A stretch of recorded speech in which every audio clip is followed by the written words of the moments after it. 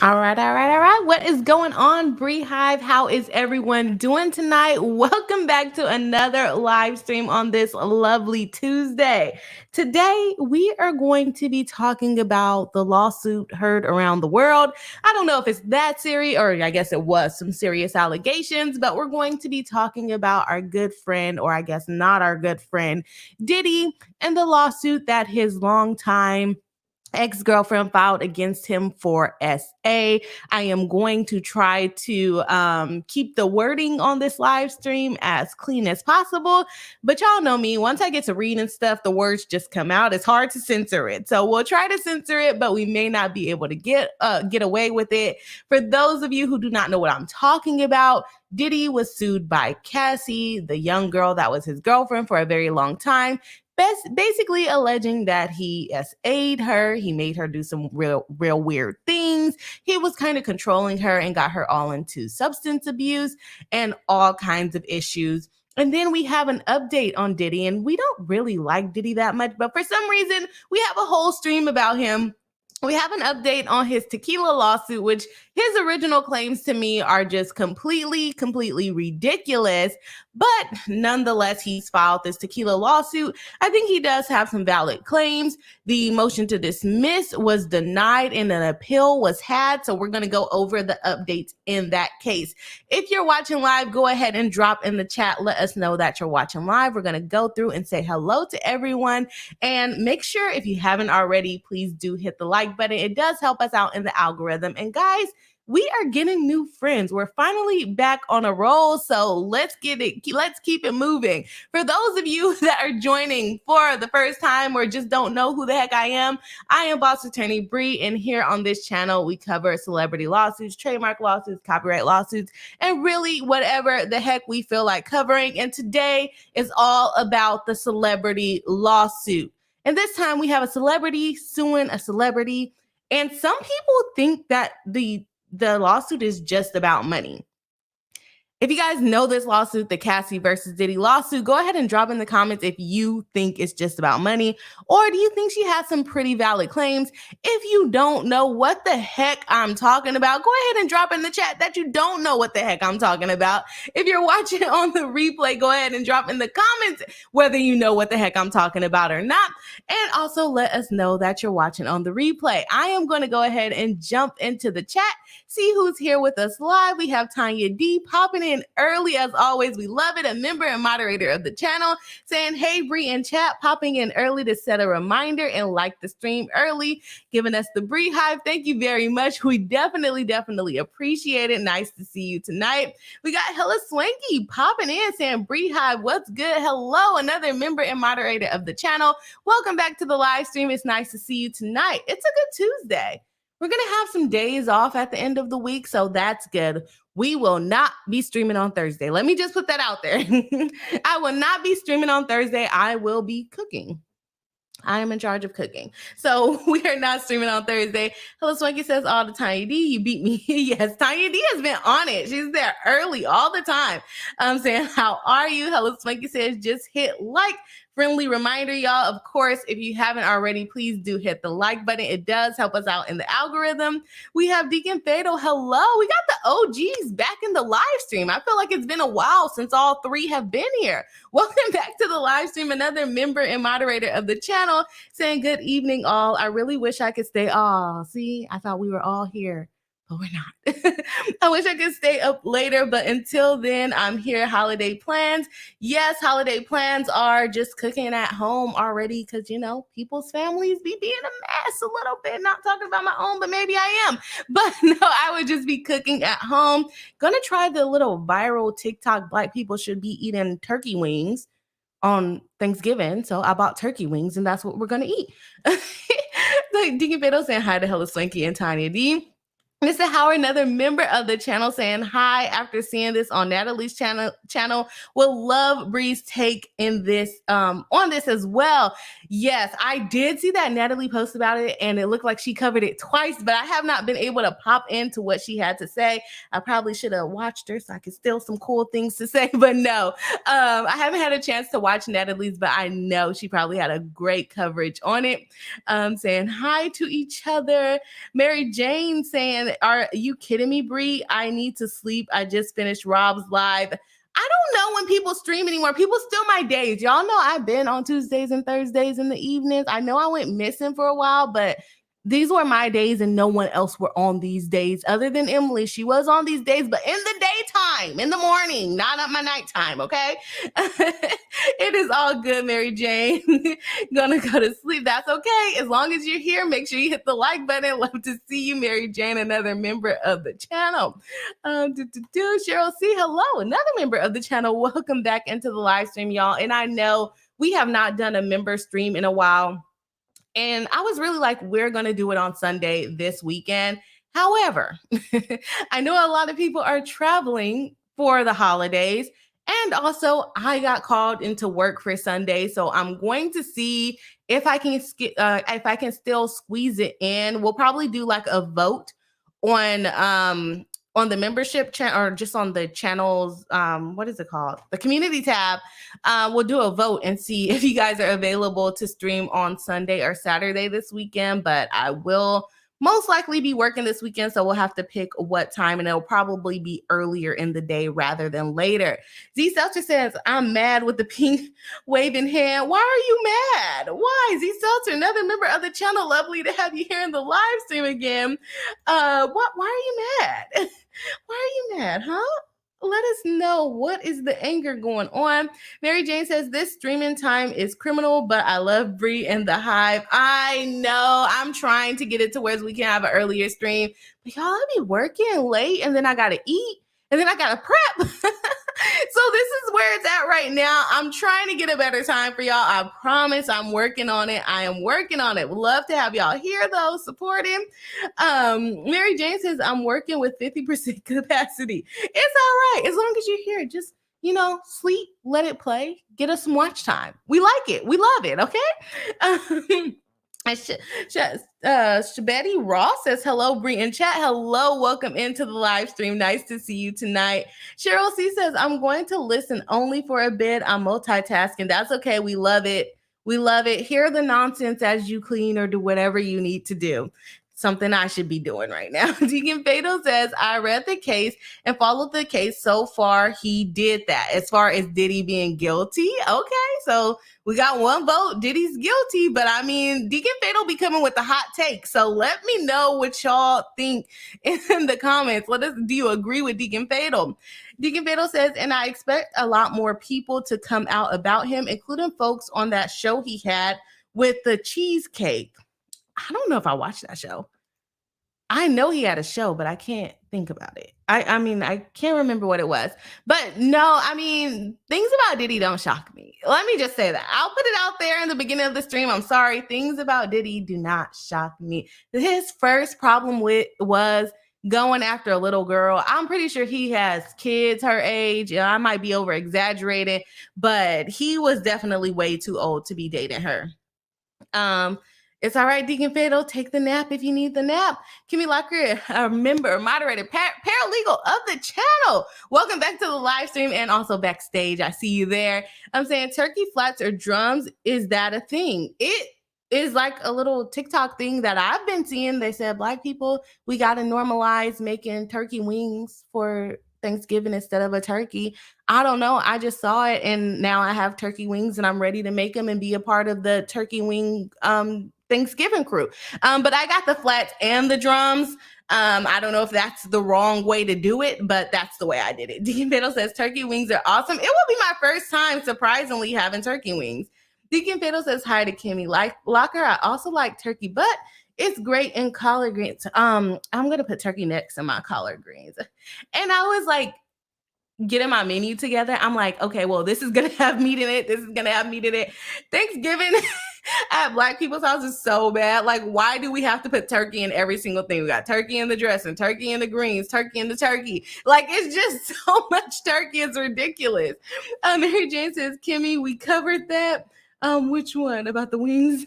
Kimmy Locker says to Mary Jane, I knew that, just making sure people are paying attention to me. I think I might have missed whatever you said. Kimmy says, not really, but alas. Let's see here. Tanya D saying, hey, everyone, I was on another stream listening to even more mess about Diddy, people coming out of the woodworks, and I can only imagine that people are going to continue to come out the woodworks on him because I believe it. See, I'm supposed to hold in my opinion till the end, and I just can't. We got his little messy Tequila lawsuit. Do y'all want to cover that first, or do you want to get into the nitty gritty of Diddy? That was so much rhyming. That was amazing. Look at me. I'm a rapper, not like Diddy though, because I think I do a better job than him. Let me see here. Let's see, where was I at here? Oh, Tanya D. People coming out of the woodworks. Yes, I can only imagine. Welcome into the live stream, and thanks for popping in early to hit the like button and say hey to everyone. All right, Deacon Fatal says, I feel you. Mary Malaki says, me, turkey, white meat, only people else, dark meat. So I'm happy, yes. So you get to eat all the ones that you want while everyone else fights over all the dark meat. Mary Jane says, I will if I fall asleep. Mary Jane says, Puff Daddy, that rap. Mary Jane. Hey, did I keep calling you Mary Malarkey? I'm sorry. I don't know why. I know that Mary Malarkey is here. I'm like, oh, I feel like I just said Mary Malarkey, but no, there's two Marys. Okay, I can't be reading things like that on my channel, Mary Jane. He's ruined it for me now. Deacon Fatal says he was a bully. I believe pretty much everything I hear about Diddy that's negative. That's bad, but it's probably whatever. It is whatever. Deacon Fatal says no, for no reason he was a bully. No, you are not. Saying Nihar, saying hi, Bree in chat. Hello and welcome into the live stream. Nice to see you tonight. We are very distracted before we even get into the live stream. Deacon Fatal says, and farm turkeys are huge as all get out. They are. There's so many turkeys in the store still. So I feel like, are people not eating turkeys anymore on Thanksgiving? I don't know. Let me know. Deacon Fatal says, also acceptable. Mary Malaki says, I never made turkey wings or chicken wings. Maybe I should. You never made chicken wings? That is a little outrageous to me. Turkey wings a little bit more, normal not to have made those because I haven't made them before. But chicken wings, you got to make chicken wings. Deacon Fatal says, it's either that or pork. I have to cook for my mom, so we can't have all that grease anymore. I know I need to not be eating all that myself. Nihar says, I have Cornish hens. It's a small gathering. Yeah, those are good. I like Cornish hens. So Betty says, was that show called Making the Band? Oh, was that Making the Band? I think it was Making the Band. And they had cheesecake. Deacon Fatal says, freaking, what's her name? Jaguar been on Diddy's neck for years. Hey, let's see if Tasha K got something about him. She had R. Kelly all in a bunch. Let's see. Yes, please, Kimmy. I'm reading your chat in the back as far as keeping it relevant. Yes, I agree with the starring. Okay, let me see where I was at with the chat. We're almost done. And then we're going to go ahead and jump into the case. And y'all, this complaint says trigger warning. Okay, trigger warning. That's letting us know a lot about what's going to go on in this. And y'all, this is a complete live reaction from me on the complaint. I have heard bits and pieces here and there, but I have not read the complaint. So bear with me as we get through this. It's going to be some stuff that I don't know where to skip over things, but we're going to get through it. All right. Let's see here. Let's not talk about turkey wings no more. Let's see. Tanya D says, yes, it was Making the Band. He made them walk to Junior's Cheesecake in Brooklyn. Oh, yeah, I remember that. Which means they had to walk across the Brooklyn Bridge. Yeah, they're absolutely. He's insane. Mary Malaki says, yes, Brie, last week you did mix me up with Mary Jane a few times. It's all good. I'm sorry. I can't see. I got bad vision. Let's blame it on that other than just a lot going on. I'm so sorry about that, but I'm glad you guys still came back. I'm glad you came back. You guys knew who I was talking about. Deacon Fatal says, yes, to Tanya. That's the one. Deacon Fatal says Cornish hens. Deacon Fatal says, now when a complaint says trigger warning, you have messed up all the way. Yeah. And I'm like, when did they start doing that? Like, can you do that? I guess you can. Mary Jane says, oh no, what kind of trigger warning? We're going to get into it. So it looks like we're going to cover this. I feel like we should cover the update first because I feel like, y'all not going to pay attention once I get to the second one. I get to the second one because this is where all the juice is. No, let's cover this one just in case we don't make it to the second one. We got a poll up. Thank you, Kimmy, for the poll saying which one should we cover first? Oh, I didn't even know that was the poll. Saying Cassie sues Diddy, 62%. Should I go completely against everybody? Should I do it? No, I'm not going to do that. And 38% says Diddy Tequila updates. And we got 8 votes in. So if you haven't voted yet, please do vote. Let's see where we're at with likes. And then we're going to jump into a story. All right, we have 16 likes with 12 people watching live, so that is amazing. If you haven't hit the like button, please do hit the like button. It helps us out in the algorithm and helps us get friends. Your girls got to get on the SEO so we can get more friends and not blame it all on the like button, okay? All right, so let's go ahead. We'll jump into Diddy's, we'll jump into Cassie versus Diddy because the complaint is quite long. We'll get into it, and then we will go ahead and go over the quick updates in the Tequila case because y'all know that case is just complete nonsense, and it's really quick updates, so we should be able to finish that case fairly quickly. And so, boom, let's go ahead and get started. Y'all know we got to get our little... All right, we are ready. Let's go ahead and pull up the complaint. We have it here. Let's make it a little bit bigger, even though I put it small. We got Cassandra Ventura suing Sean Combs, Bad Boy Entertainment. Oh, she's suing his companies too. Epic Records, Combs Enterprises LLCs, and Doe's Corp 1 through 10, basically saying there are some other people that are responsible who she doesn't know the names of, but she would add them later if, let's spoil it, if she didn't dismiss the suit within like 3 days, okay?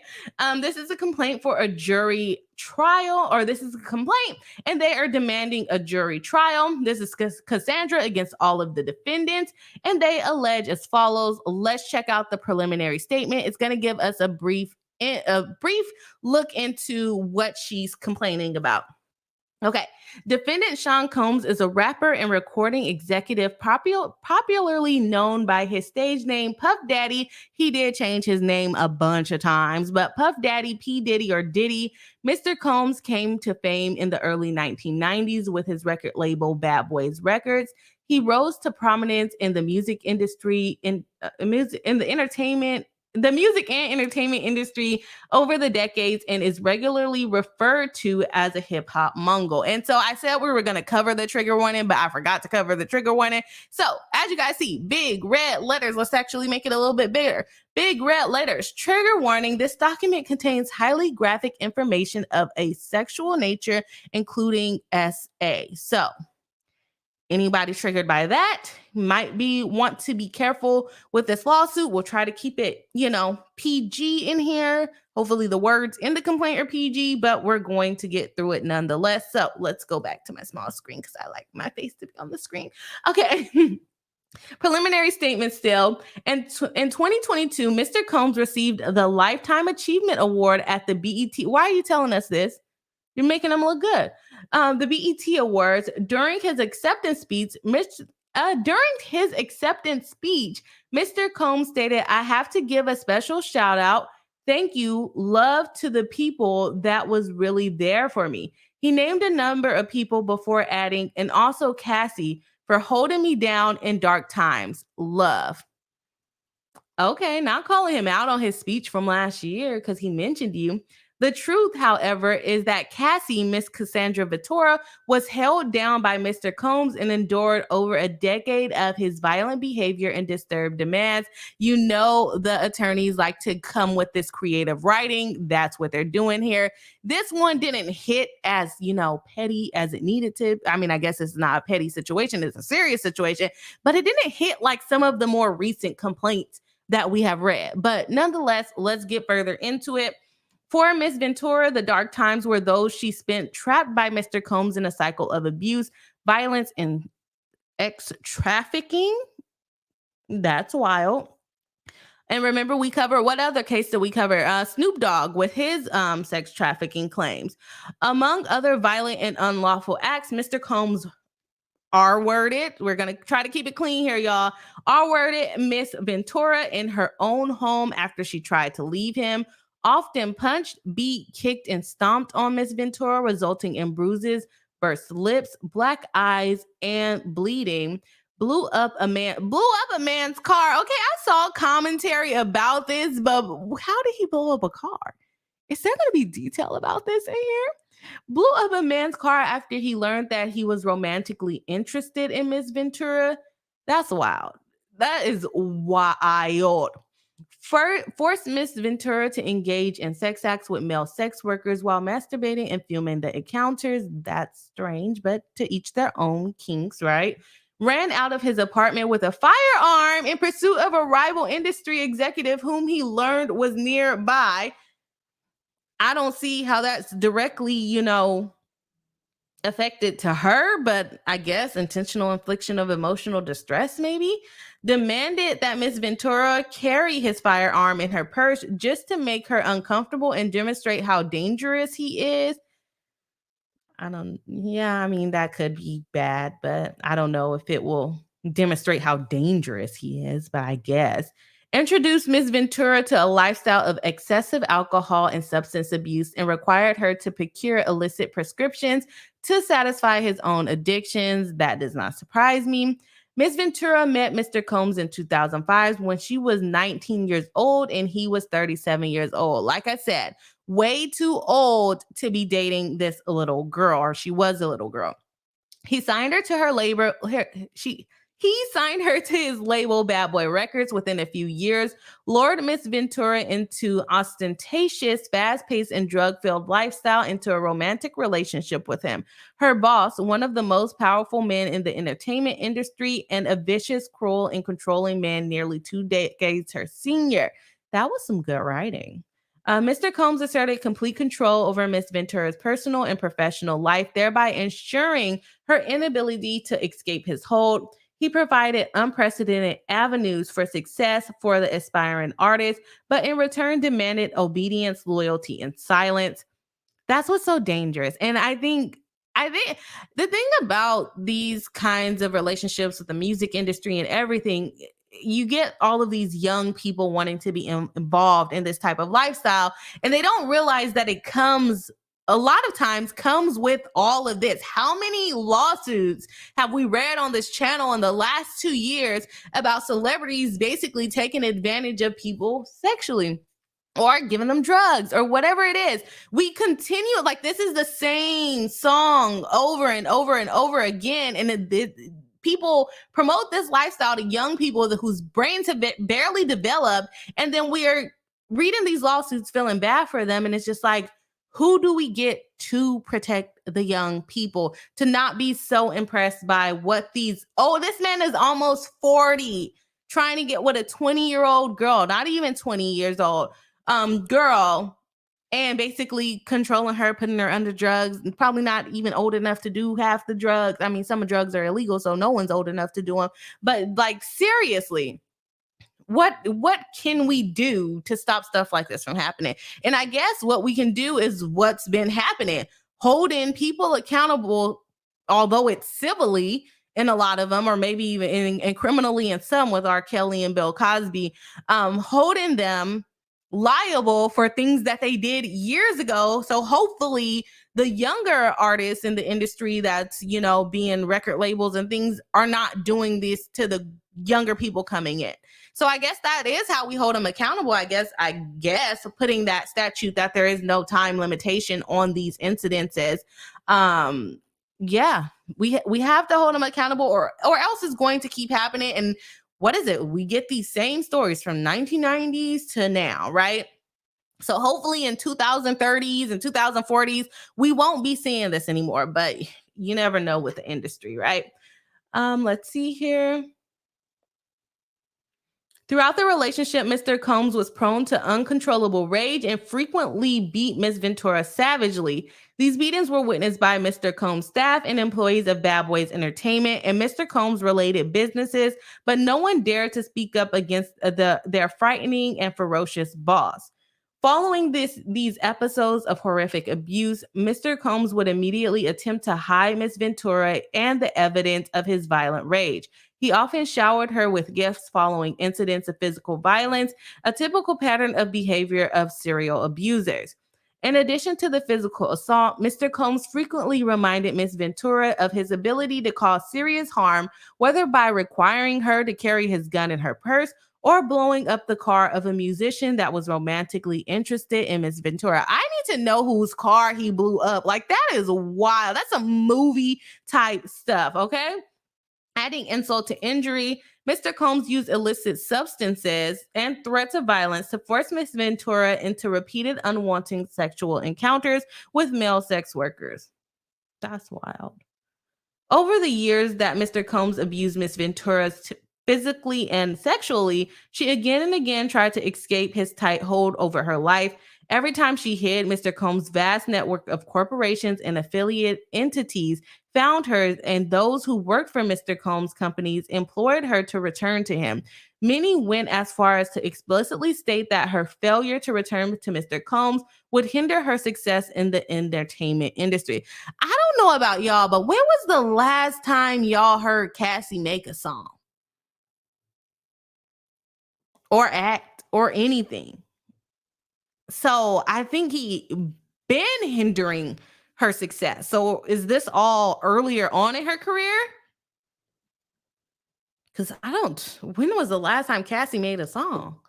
When she believed that he had finally separated from when she believed that she had finally separated from her long-term time abuser, she joined Mr. Combs for dinner, after which he forced her into her home and raped her while she was repeatedly saying no and tried to push him away. Miss Ventura had now fully escaped Mr. Combs, but the harm that the assaults and sexual abuse he caused her to experience for nearly a decade will forever haunt her. She has required intensive medical and psychological care to recover from the trauma she lived through. She cannot, however, continue to live in silence about what she endured. Mr. Combs remained immensely powerful and immensely dangerous. Miss Ventura therefore seeks justice for the decade of her life that Mr. Combs took away from her with threats of violence, excessive use of drugs, physical and psychological abuse, and sexual slavery. Accordingly, Miss Ventura brings this action seeking injunctive, declaratory, and monetary relief against defendant in violation of federal sex trafficking laws, the New York State Hammond's Right laws, the New York City Human Rights laws, the Gender Motivated Violence Act, the New York Services for Victims of Human Trafficking, the California Sexual Abuse and Cover-Up Accountability Act, and the California Trafficking Victim Protections Act. As you guys know, this case is in federal court, and so she's bringing things under different laws because they probably happened in these different states, although she is filing. What state is she even filing in? I didn't even check that out. She is in the Southern District of New York, but being that they are celebrities, probably some of these, if not a lot of these incidents also happened in California. Let's see how they describe. He was an employer. Okay, so let's get into the factual allegations of teenage Miss Ventura meets middle-aged Mr. Combs as her career begins. Miss Ventura met Mr. Combs in late 2005 or early 2006 after Mr. Combs heard Miss Ventura's first single playing in the club and expressed interest in signing her to his label, Bad Boy Records. At this time, Miss Ventura was 19 years old. Mr. Combs was 37 years old. Within months, in February 2006, Miss Ventura signed a 10-album deal with Mr. Combs' record label. Did she make that many records? I don't know. Miss Ventura's first album, Cassie, was released in August 2006, debuting at number 4 on the US Billboard 200. To promote the album, Miss Ventura made television appearances on MTV's Total Request Live and BET 106 in Park. Miss Ventura suffered from significant performance anxiety during these appearances, and press outlets were highly critical of Miss Ventura's performances on these shows. Mr. Combs, however, sought to rehabilitate his newly signed talent, telling MTV News, "You could hear the nervousness in her voice, and to be honest, I kind of smiled at it because it made me really appreciate what I really love about her. She's a regular person. It made me appreciate that she got nervous, and it was kind of cute to me, to be honest. You've got to understand the success for her is coming out of nowhere. It's just a huge, and sometimes everybody handles it differently. While clearly paternalistic in noting that it was cute, strange language, but I mean, yeah. To him, however, regular Miss Ventura appeared, Mr. Combs' comments rang true to some extent. Upon signing with Bad Boy Records, Miss Ventura was quickly thrust into the spotlight and was unfamiliar with how to navigate her new celebrity status. Mr. Combs' recognition and glorification of Miss Ventura's naivety proved to set the groundwork for his manipulative and coercive romantic and sexual relationship with Miss Ventura, a woman nearly 2 decades his junior. Whoever wrote this really likes the 2 decades saying. And so let's see. Within a year of signing with Bad Boy Records, Mr. Combs became deeply entrenched in Miss Ventura's life, almost immediately asserting possession and control over her and inserting himself into all aspects of her career and her personal life. In November 2006, Mr. Combs invited Miss Ventura to perform his song Come to Me along with him at the MTV Europe Music Awards in Copenhagen, Denmark. After rehearsal for the performance, Mr. Combs walked through in a robe with a drink in his hand, flaunting his lavish party lifestyle in his label's newly signed artist. During hair and makeup leading up to the performance, Miss Ventura's hairstylist and Mr. Combs' makeup artist told Miss Ventura that Mr. Combs was interested in Miss Ventura. Miss Ventura shrugged off the gossip and in fact expressed disgust given the large age gap between her and the president of her record label. Emphasizing the age and the power dynamic early on in the working relationship, Mr. Combs positioned himself as a father figure and father figure and protector of Miss Ventura. By way of example, after returning to New York after a trip to Las Vegas, during which she endured a brief hospital stay, Miss Ventura, who by then was fully healthy, went out to a club with her friends. When Mr. Combs saw her out, he reprimanded her, telling her to go home and take care of herself. At the time, Miss Ventura thought that her record label was looking out for her well-being and that Mr. Combs had her best interest in mind. Okay, so they're basically getting into the fact that he started controlling her pretty early on. I'm going to try to get through this section. Okay, yeah, I'm almost done with this section of it. And then I'm going to jump into the chat to see what the peeps are saying. Although Mr. Combs knew that Miss Ventura was in a relationship at the time, and although he was publicly in a relationship with Kim Porter, Mr. Combs nevertheless pursued Miss Ventura at an after party in a hotel suite following Miss Ventura's 21st birthday. Gross. Mr. Combs pulled Miss Ventura into a bathroom and forcefully kissed her. Aggressive much. Miss Ventura did not consent to this unwanted contact. She immediately ran out of the bathroom and the hotel suite and cried. She told her best friend at the time about what happened, but was too scared to tell anyone else. At the Video Music Awards the following day, Miss Ventura's boyfriend at the time joined her and Mr. Combs at a table at the award ceremony. Mr. Combs became angry, telling Miss Ventura that the invitation to the award ceremony was only for her and not for her significant other. Not you being a hater. Not you being a hater. Let me see what the chat is saying. It's giving very creepy vibes, but that doesn't surprise me for Diddy, to tell you the truth. Is it judgmental of me? Maybe, but is it surprising to me? Absolutely not. So let's see what the chat is saying. Deacon Fatal says, another thing I have noticed, anytime he does some foul mess, he changes his name. Is that why his name is changing so much? Deacon Fatal says, okay, I'm just going to call out from what I see as a former LE officer that has responded to DV cases. Use of control, that is true. Stalking, harassment, and control, that is true. Deacon Fatal says emotional control and intimidation, also very true. Deacon Fatal says coercive abuse, including drug use. Yes, all of the above. All of the above. And basically, he is financially abusing her as well. I don't know if you mentioned that one. Deacon Fatal says the problem is wanting to make music shouldn't come with all of this quid pro quo mess. And that's why I'm like, what do you have to do to change the dynamic of this? Because it happens so frequently. And I think the whole no time limit to bring these type of claims are what's needed, because if music industry is doing this, who else is doing this? Other bosses, other people that are not in the limelight, right? Mary Jane says the music industry is rotten. Absolutely. The entertainment industry in general, especially when it comes to like young girls. Deacon Fatal said, hold them accountable and don't listen to their music anymore. That is what you have to do. You see R. Kelly out here struggling, asking for his $25,000 back. And I think I got a comment for somebody saying that he does owe restitution. He just wrote into a document that he didn't owe it. I haven't looked into it, but it would surprise me if he doesn't owe restitution. But yeah, stop listening to the music, stop supporting them. Diddy, I don't really support anyways. He got some songs that might be on my playlist, but he's just going downhill at this point. But they're like very, very old songs from Diddy. Deacon Fatal says, I can see if Diddy gets really charged, he will talk. He's not charged at this point, and Cassie has dismissed the case. So to me, I believe she got a pretty penny, but we'll get into the motion to dismiss momentarily. Deacon Fatal says, yep, a bodyguard has also called him out, but did nothing to help her. Yeah, and it's always the people around them. And it's like, okay, well, this person pays my check, but it's like, okay, why would you want to work with someone that disgusting, you know? Harper Polo says, Kid Cudi's car was blown. It was Kid Cudi?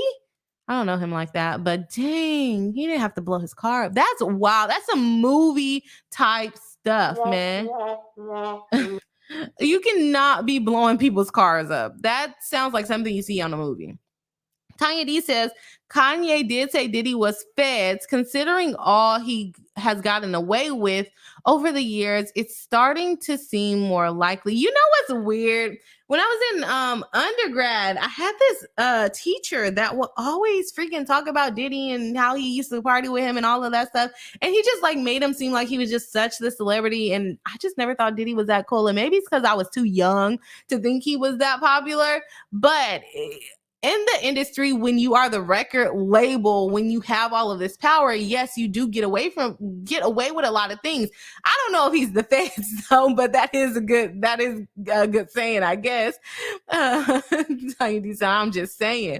Tiny D says it was Kid Cudi's car. Apparently everyone knew about it. I had never heard about it. Chantel, another member of the channel, welcome into the live stream, saying there's always a conspiracy of silence around the abusers and their victims. How many directly observed the abuse and kept silent? I wouldn't be surprised if it was almost all of them. A lot of people just look the other way because you don't want things to be awkward. And at the end of the day, a lot of people also have their paychecks coming in, right? Mary Jane says, I was so naive in the 90s. I couldn't have imagined this. Exactly. And so was she. She was naive. She was 19. Absolutely ridiculous. And this continuously happens, which is crazy.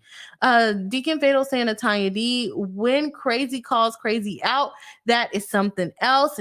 Stop working for him. Stop letting him have that authority. Then, but then it's like, if they stop working for him, then does he do it more in private so that people won't quit his job? Or, I guess if you report him, then he can't continue to do it, right? So other things, Deacon Fatal says to me, another thing I noticed, he had her on a 10-year deal, which isn't a thing for new artists. Who does that?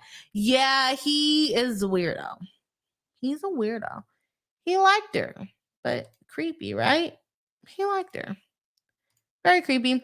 Chantel says to Deacon Fatal, yeah, that 10-year record deal was really surprising. He wanted to keep her, and he kept her for 10 years. He kept her for 10 years, didn't he? How does he, or dang near, how long were they together? A long time. Kimmy Locker says, I'd call cute patronizing rather than paternalistic, but that's just me. Yeah, it's just creepy. I get where he was going with it, but it was also like creepy. Like, you're too old to say that. Deacon Fatal says, oh, can some of this also be brought up in Miami, Florida with a doctor? They had I don't know exactly what you're referring to there, but they could assert other states' laws under this lawsuit since it's a federal case. Deacon Fatal says to Kimmy Locker, there was a doctor that gave her a chest job that Diddy asked for her image. Did she not agree to it? Well, I guess we'll get into it. Deacon Fatal says Diddy didn't like the job the doctor did and asked the doctor to take them out a day after surgery. Oh my gosh, no. You've got to be kidding me. Chantel says the Deacon Fatal, is that the doctor who later died when he drove his car off a mountain while texting? Oh my gosh. Deacon Fatal says, yep, that's absolutely ridiculous. Deacon Fatal says one of the staff members at the doctor office did discuss this. That's wild. Tiny D says, I just heard the story about the doctor. That was crazy. A lot of stuff is coming out. I didn't even hear this yet. Deacon Fatal says that is probably why he is looking sick as I guess as hell right now. Who are you talking about? Diddy? Assault. Deacon Fatal says, okay, peep this. After Biggie, he changed his name. Yeah, I believe the Biggie stuff for sure. For sure. For sure. Tanya saying, yeah, Mary Jane saying, Deacon OMG. Oh, to Deacon Fatal. I was like, what? Chantel says, not only was she his girlfriend, she was also his employee, which is also a completely, not only is the age gap completely inappropriate, but the fact that he was his employee and she was working for him and he was also providing for her. Like, was he even paying her for the work that she did would be my question. Deacon Fatal says, oh goodness, I just remember, guess what lawyers he got for the case? Hey, Harvey Weinstein's lawyer. But didn't he get convicted? Or didn't he, was his, I forgot whether his was criminal or civil. I felt like he had a criminal one, and didn't he get convicted? I can't make this mess up. They setting it up for us to have this live stream. Deacon Fatal says, I think his dad was a cop or a politician, referring to Diddy, I'm guessing. Deacon Fatal says, yeah, there is a phenomenon when you need help with being attacked in the public, scream fire or not help. Absolutely ridiculous. Deacon Fatal says, because screaming helps make people less inclined to help. And that is so weird to me. That is completely crazy, but I definitely understand it. And I just think that the world is so dangerous at this point that people don't want to get involved and fear that they're going to be hurt in the process. I know I'm like that. If someone was screaming help to me, I probably wouldn't go jump in the middle of it, but I would probably call the police. But then at the same time, you never even know what's going on. It might be a girl screaming help after she didn't cut her own boyfriend's throat. We never know, right? Mary Jane says, Deacon Fatal, does calling out fire help? It makes people look, probably. Deacon Fatal says, they are more inclined to look at what's happening. Yeah, make you look. Kimmy Locker says, and if you need help, specifically point to / call someone out. Ideally, give them like somebody, you in your pink shirt, do this thing. Yeah, I've heard that for sure. Tiny D says, I also found out that his dad used to work for Frank Lucas, so he has ties and goes way back. That does not surprise me. Deacon Fatal says he did get convicted. Okay. Harvey Weinstein, I think that's how you say his name.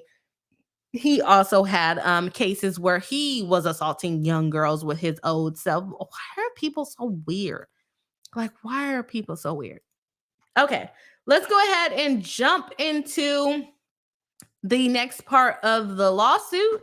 I think we got quite a bit to go though, y'all. So we may not read the whole thing because this is, I looked at it and I was like, oh no, we'll be able to get through it. And now that I'm going through it, I'm like, I don't know if we'll be able to get through everything in here.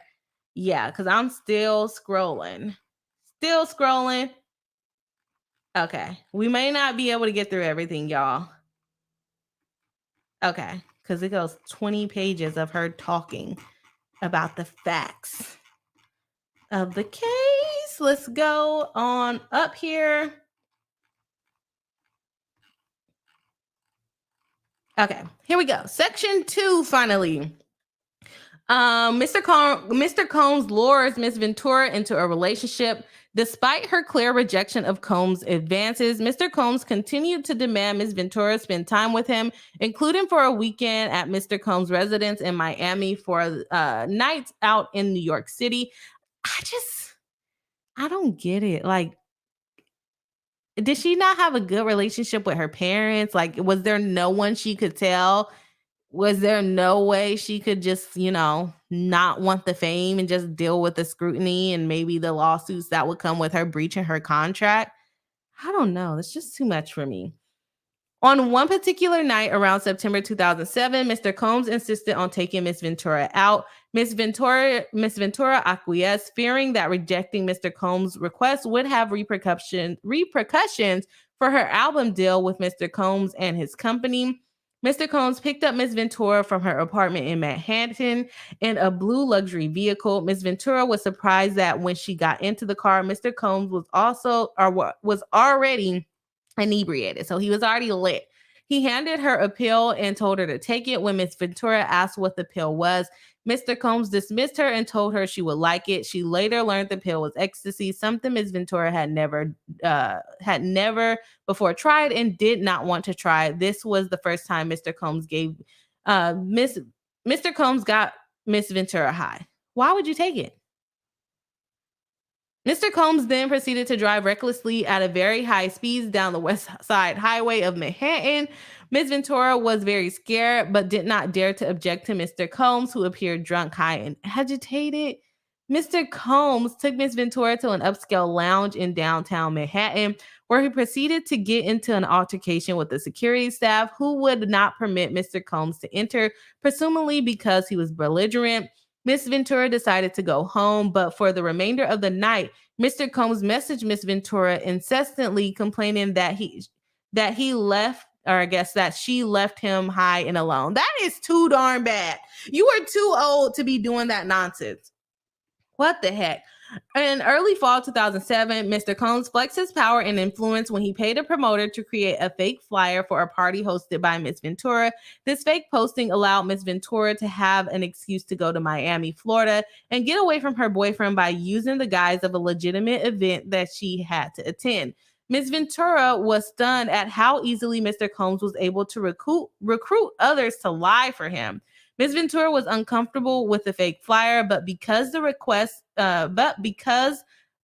to go to Miami was made by the owner of her record label, and because she was scared to go against his wishes and face repercussions to her nascent career, Ms. Ventura agreed to join Mr. Combs in Florida. During the trip in Miami, Mr. Combs provided Ms. Ventura with copious amounts of drugs and became more intoxicated than she ever had before, and her intoxication lasted throughout the weekend trip. As she wanted Mr. Combs to continue to support her career, she felt she could not refuse Mr. Combs urging her to take more drugs. After providing her with drugs, Mr. Combs had sexual intercourse with Ms. Ventura during this trip. Within 2 years of meeting Mr. Combs, Ms. Ventura found herself lured into an immediate circle of her boss, the owner of her record label, and one of the most powerful men in the entertainment industry. I don't know, y'all. I understand like being young and naive, but my thing is that there was no one that could help her, and not to, victim blame, but is there also something within her that wanted to be close with him in order for her career to thrive? Because she has said, or they have said it multiple times in this complaint, oh, for the purpose of my career, to support my career, all of these things. Is it that important to be a famous singer to allow someone to continue to do these things to you and not tell anyone who could protect you? Not blaming her, she was young, but at the same time, could Diddy have believed that she wanted this lifestyle too? And the thing is, he's famous. He's been famous for years. He thinks that every young woman wants this lifestyle. Trauma bonding. Yes, MB. Trauma bonding. That's what it is at this point. But in situations like this, it makes it hard for me personally to feel bad for people, because you, as a young girl, although your brain is not fully developed because she was 21, 22 at this time, I wish she would have reached out for help. And I wish she would have had people in her life that would have protected her from something like this. Don't be involved with no old, creepy man and you're 20 years old and he's 40 years old. And the thing that makes me mad about it is that it happens so much. It happens so much. Let's go into the next section and then I'll jump into the chat again, see what the peeps are saying. But it's hard for me to get through this. It's like, this person did all of this to you and now you're saying something. Imagine how many more people he did it to, you know?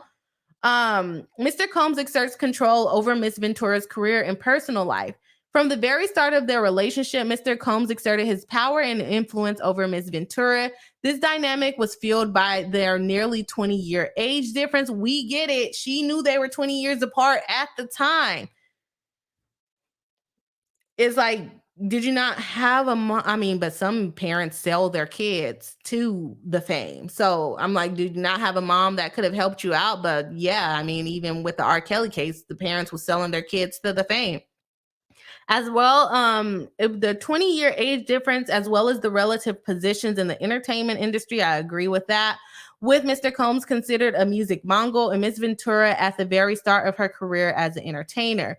Mr. Combs' aggressive and demanding approach to those who worked with made it impossible for anyone to challenge him. And so it sounds like he had a hold over everybody.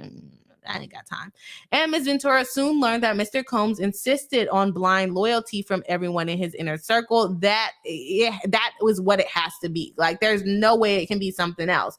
Although Ms. Ventura had saved up some earnings from her young modeling career, Mr. Combs ostentatiously displayed a display of wealth was intimidating to her. Mr. Combs paid for things with wads of cash and would repeatedly tell Miss Ventura, "Don't worry about money, I have money."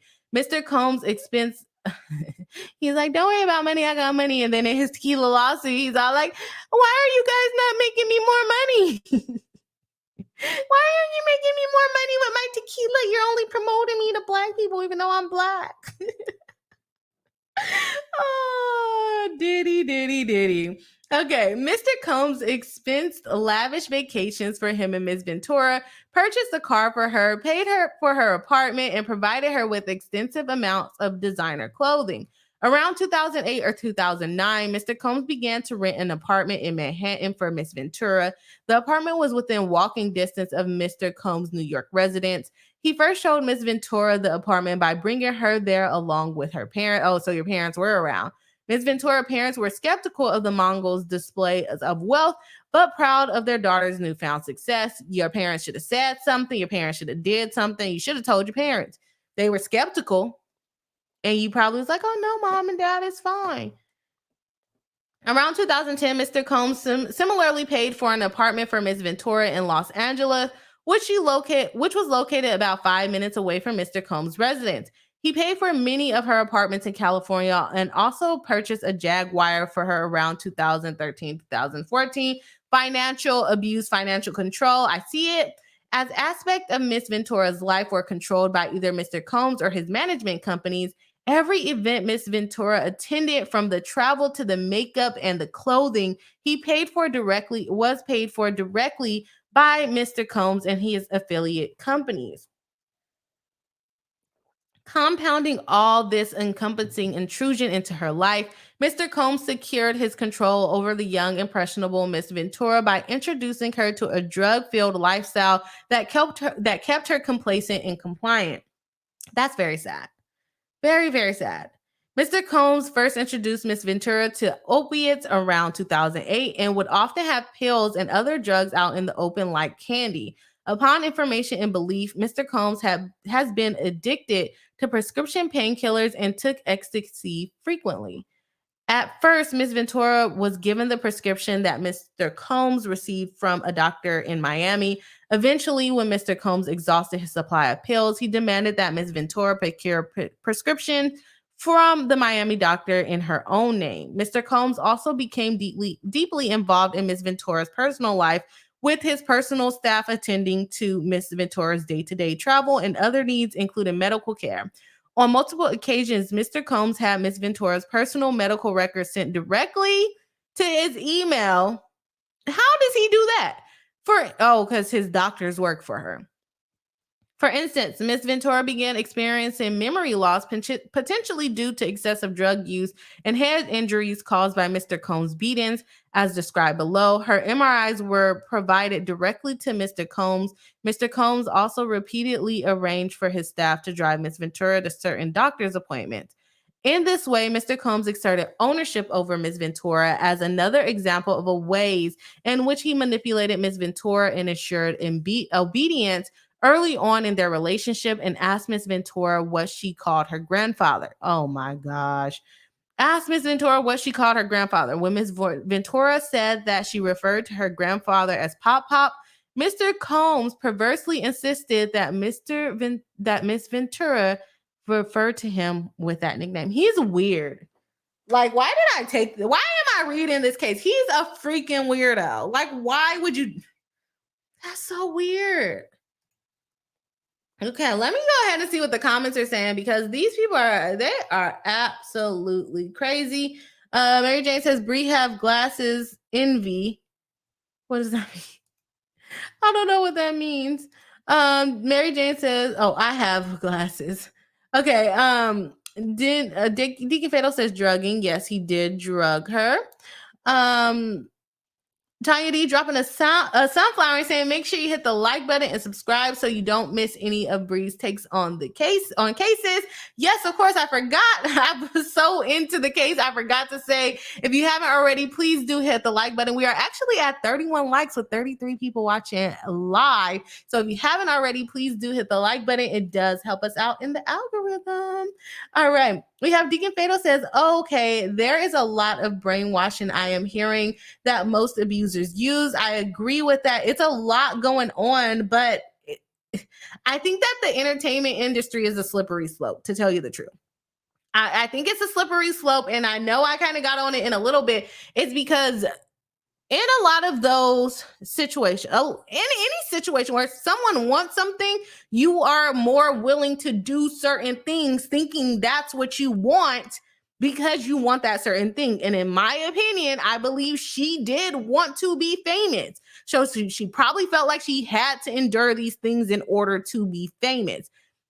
Is she taken advantage of? Yes. Should she have asked for help? I wish she would have asked for help. Now, let me not say she should have asked for help. I wish she would have asked for help. I wish her parents would have paid a little bit more attention. And just like with all the little girls with R. Kelly, I wish your parents would pay more attention. And I know we don't tell our parents everything, but it's hard. It's hard because you know that the young girls or the entertainers, they go to these people with successful careers and they want to be close to them. And then they have these things done to them and they don't know how to get help, which is very sad. Abusive power from the employer, agree. And B, yes, completely trauma bonding. We talked about that. Deacon Fatal says, I think he is a manipulative a-hole and everyone can get got with him. Everyone can get got. Mel Lee says, who could protect her? I don't know. Her parents went to the apartment with her. So I'm almost like, maybe she didn't tell them a lot of stuff. They isolate first. That is true. The thing is, I agree with that. But in these particular situations with the celebrities, I've already said it. I think part of them think that they want some of that stuff.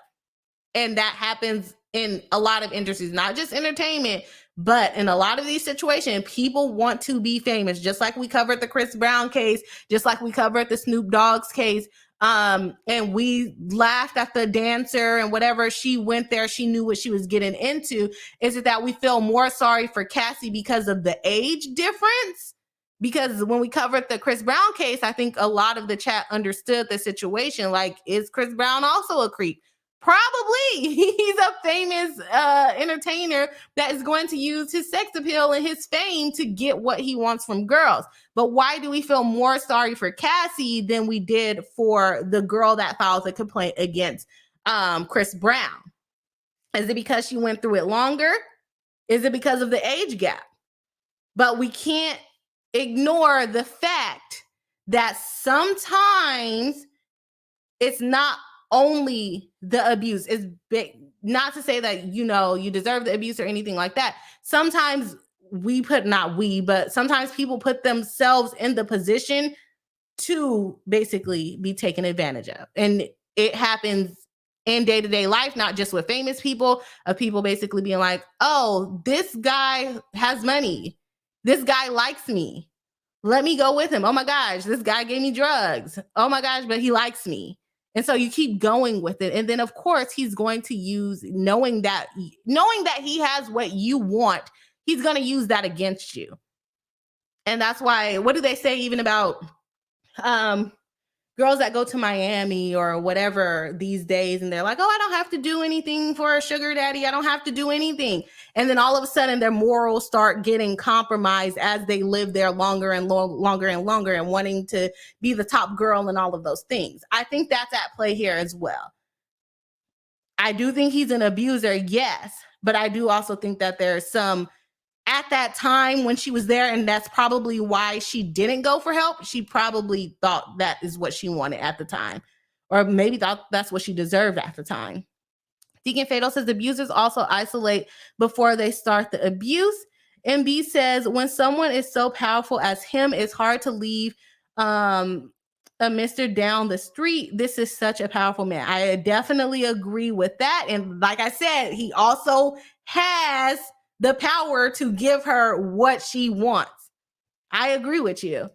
Tanya D says, who is she reaching out to? Her family so she can... Hey, yeah, he does blow up cars, but it's either that or go through it. And I don't know about y'all, but my family don't play about me. And if their house got to get blown up, they just going to have their house blown up. So I don't know.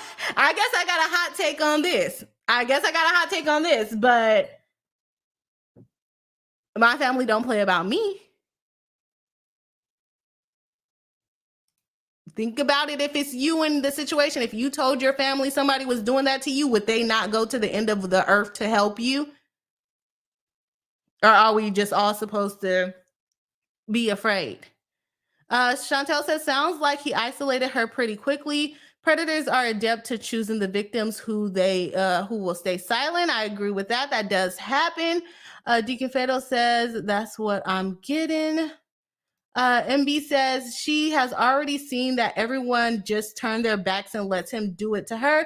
Everyone sees it. That F's up your mind. But we're talking about his employees. We're not talking about her family, her friends, anyone else. Mel Lee says, I don't think she had any idea what she was in store for. I think a part of it, like I said before, I think a part of it is because he had what she wanted, and she probably did not think it was that bad at the time. She probably thought this is what happens to all girls in the industry. Deacon Fatal says to Mel Lee, I don't think so either. That mask came off and no one was there for her.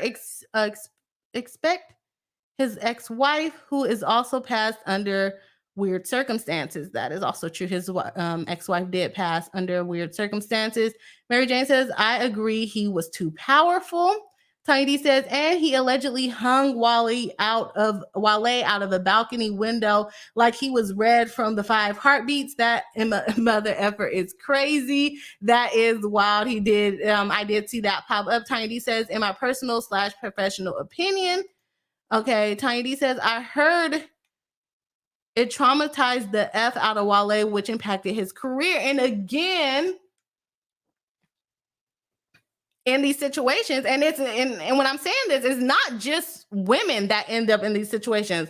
Like Wale, he probably wanted to be around Diddy because how powerful he was, and he could probably get him a record deal, or he could probably introduce him to the right person, which sucks.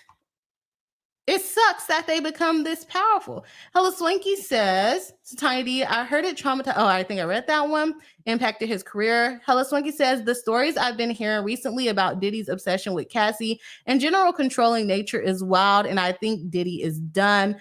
I think he's been done, though. Like I said at the beginning of the stream, anything about Diddy does not surprise me at all. And then my question is, I mean, I guess we have to get to the end of the complaint, but how did she end up getting away after years and years of this? Did he find a new interest? Hello Swanky says the stories I think I read that one. Okay, let's see. And B says people posted about the abuse on social media back in the day. Did anyone do anything? Nope. That is true. Let's see. Hello Swanky says the Tiny D. That's one of the stories I heard about today. Diddy on and undercover Suge Knight. Yeah, he has some pretty big accusations against him. MB says it's like, how do you leave a mob boss? You got to figure out she was able to do it at some point, and she tried several times. So you got to figure it out. Deacon Fatal says, can we just at least agree this guy is unhinged? Oh, no, I definitely agree. I definitely agree that he's an abuser. But I also think that even in the situation at the time, like she said, she had to go through all of this there. She probably didn't even know she was being abused. And thinking that this is just what she had to go through to be in the industry, which is completely sad. Definitely, and that's putting it nicely. Yeah, unhinged is nicely, for sure. Deacon Fatal says also there is Usher, who was a gift, very weird, and it just gets weirder. Tiny D says, I grew up in a DV house, and it's not hard to have connections to get away with stuff. That is also true. Mary Jane says Puff Daddy is torched. And my other question about it is, if not to being devil's advocate here, if the allegations, which these allegations are pretty serious, if they were as bad, and it could be because he threatened her life, but she also tried to get money from him before she filed this lawsuit, and he said he didn't react to her because he didn't want to give her money. How did the case get dismissed in 3 days? If she really wanted to prosecute him and hold him to the fire and let testimony come out, why did we dismiss the case in 3 days?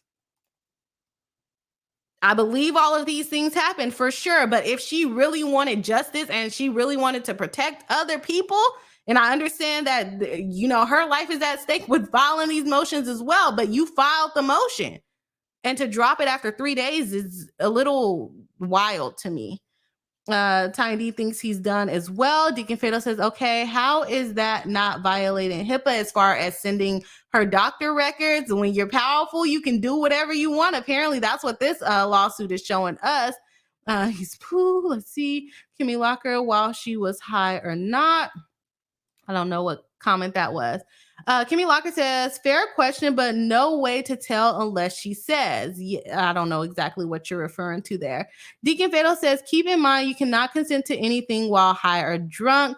If you're involuntarily high or drunk, you cannot consent to anything. If you are voluntarily drunk, yeah, you still get in there. And I'm talking from criminal law standpoint. If you voluntarily go get drunk and you consent to shooting somebody, you're still going to jail. But if someone drugs you, then no, you cannot consent.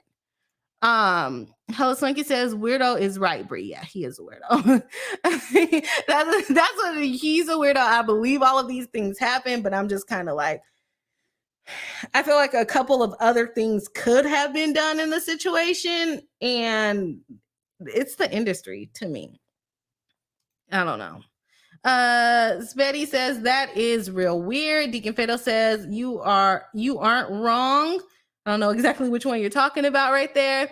MB says, I think she had left that thought of become famous a long time ago.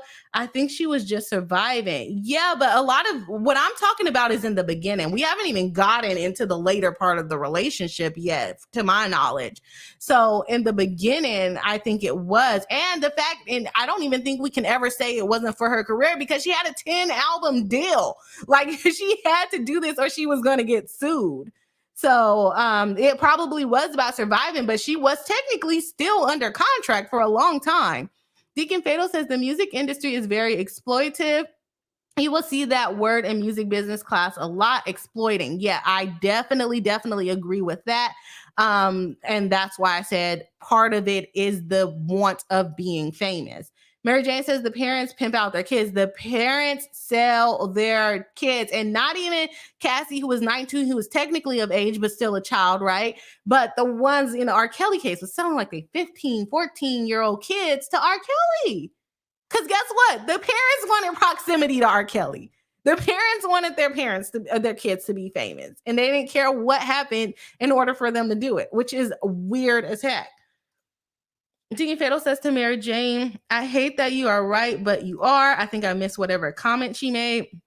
MB says, what can her parents do? They are just ordinary people. You get her out of there.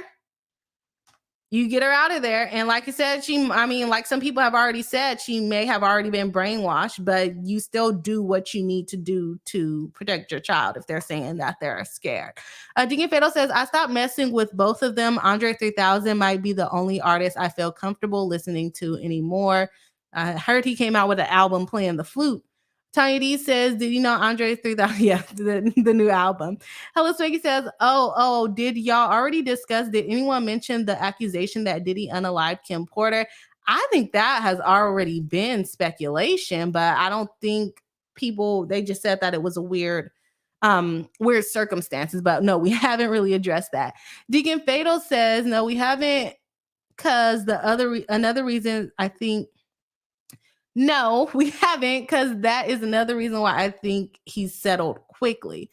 If that would have came out, right? And this Howard says, narcissistic people wear down your boundaries to the point you don't have basically any boundaries. I think that's what you're trying to say. Mel Lee says he knew when she signed a 10-year album deal, she was a victim. Yeah, I agree with you. So the thing, yes, she was probably surviving, but she was also still under contract. And guess what? She wasn't really getting no money. Guess what? A lot of these entertainers don't get money when they sign these contracts, and they're like slaves to the people that they work for. So y'all are really coming in with the comments. So I don't even know if I'm gonna be able to get to everything. J. Michael RN, a member of the channel for 14 months, says, woot woot, hey or just woot, hey Bree from work. Hello, welcome into the live stream. Nice to see you again, and thank you for being a member for 14 months. We definitely appreciate it. Let me find my applause. Oh gosh, y'all know I don't know how to work this thing. There we are. Yes, thank you for being a member for 14 months. Mel Lee says, some endure for pain, some endure for love. That is also true. She might have thought she was in love. Mel Lee says he assaulted her friends when they tried to help out, and she stayed and her friends left her. Yeah, I mean, friends, yeah, that can happen with friends. Deacon Fatal says the only times I hear about him is when he is in some mess. That is absolutely true, because in my opinion, like I said in the Tequila case, well, let me not say nothing for he blow up my car next. But I don't think he's relevant. He's not relevant, and everything that's coming out that's relevant about him is negative.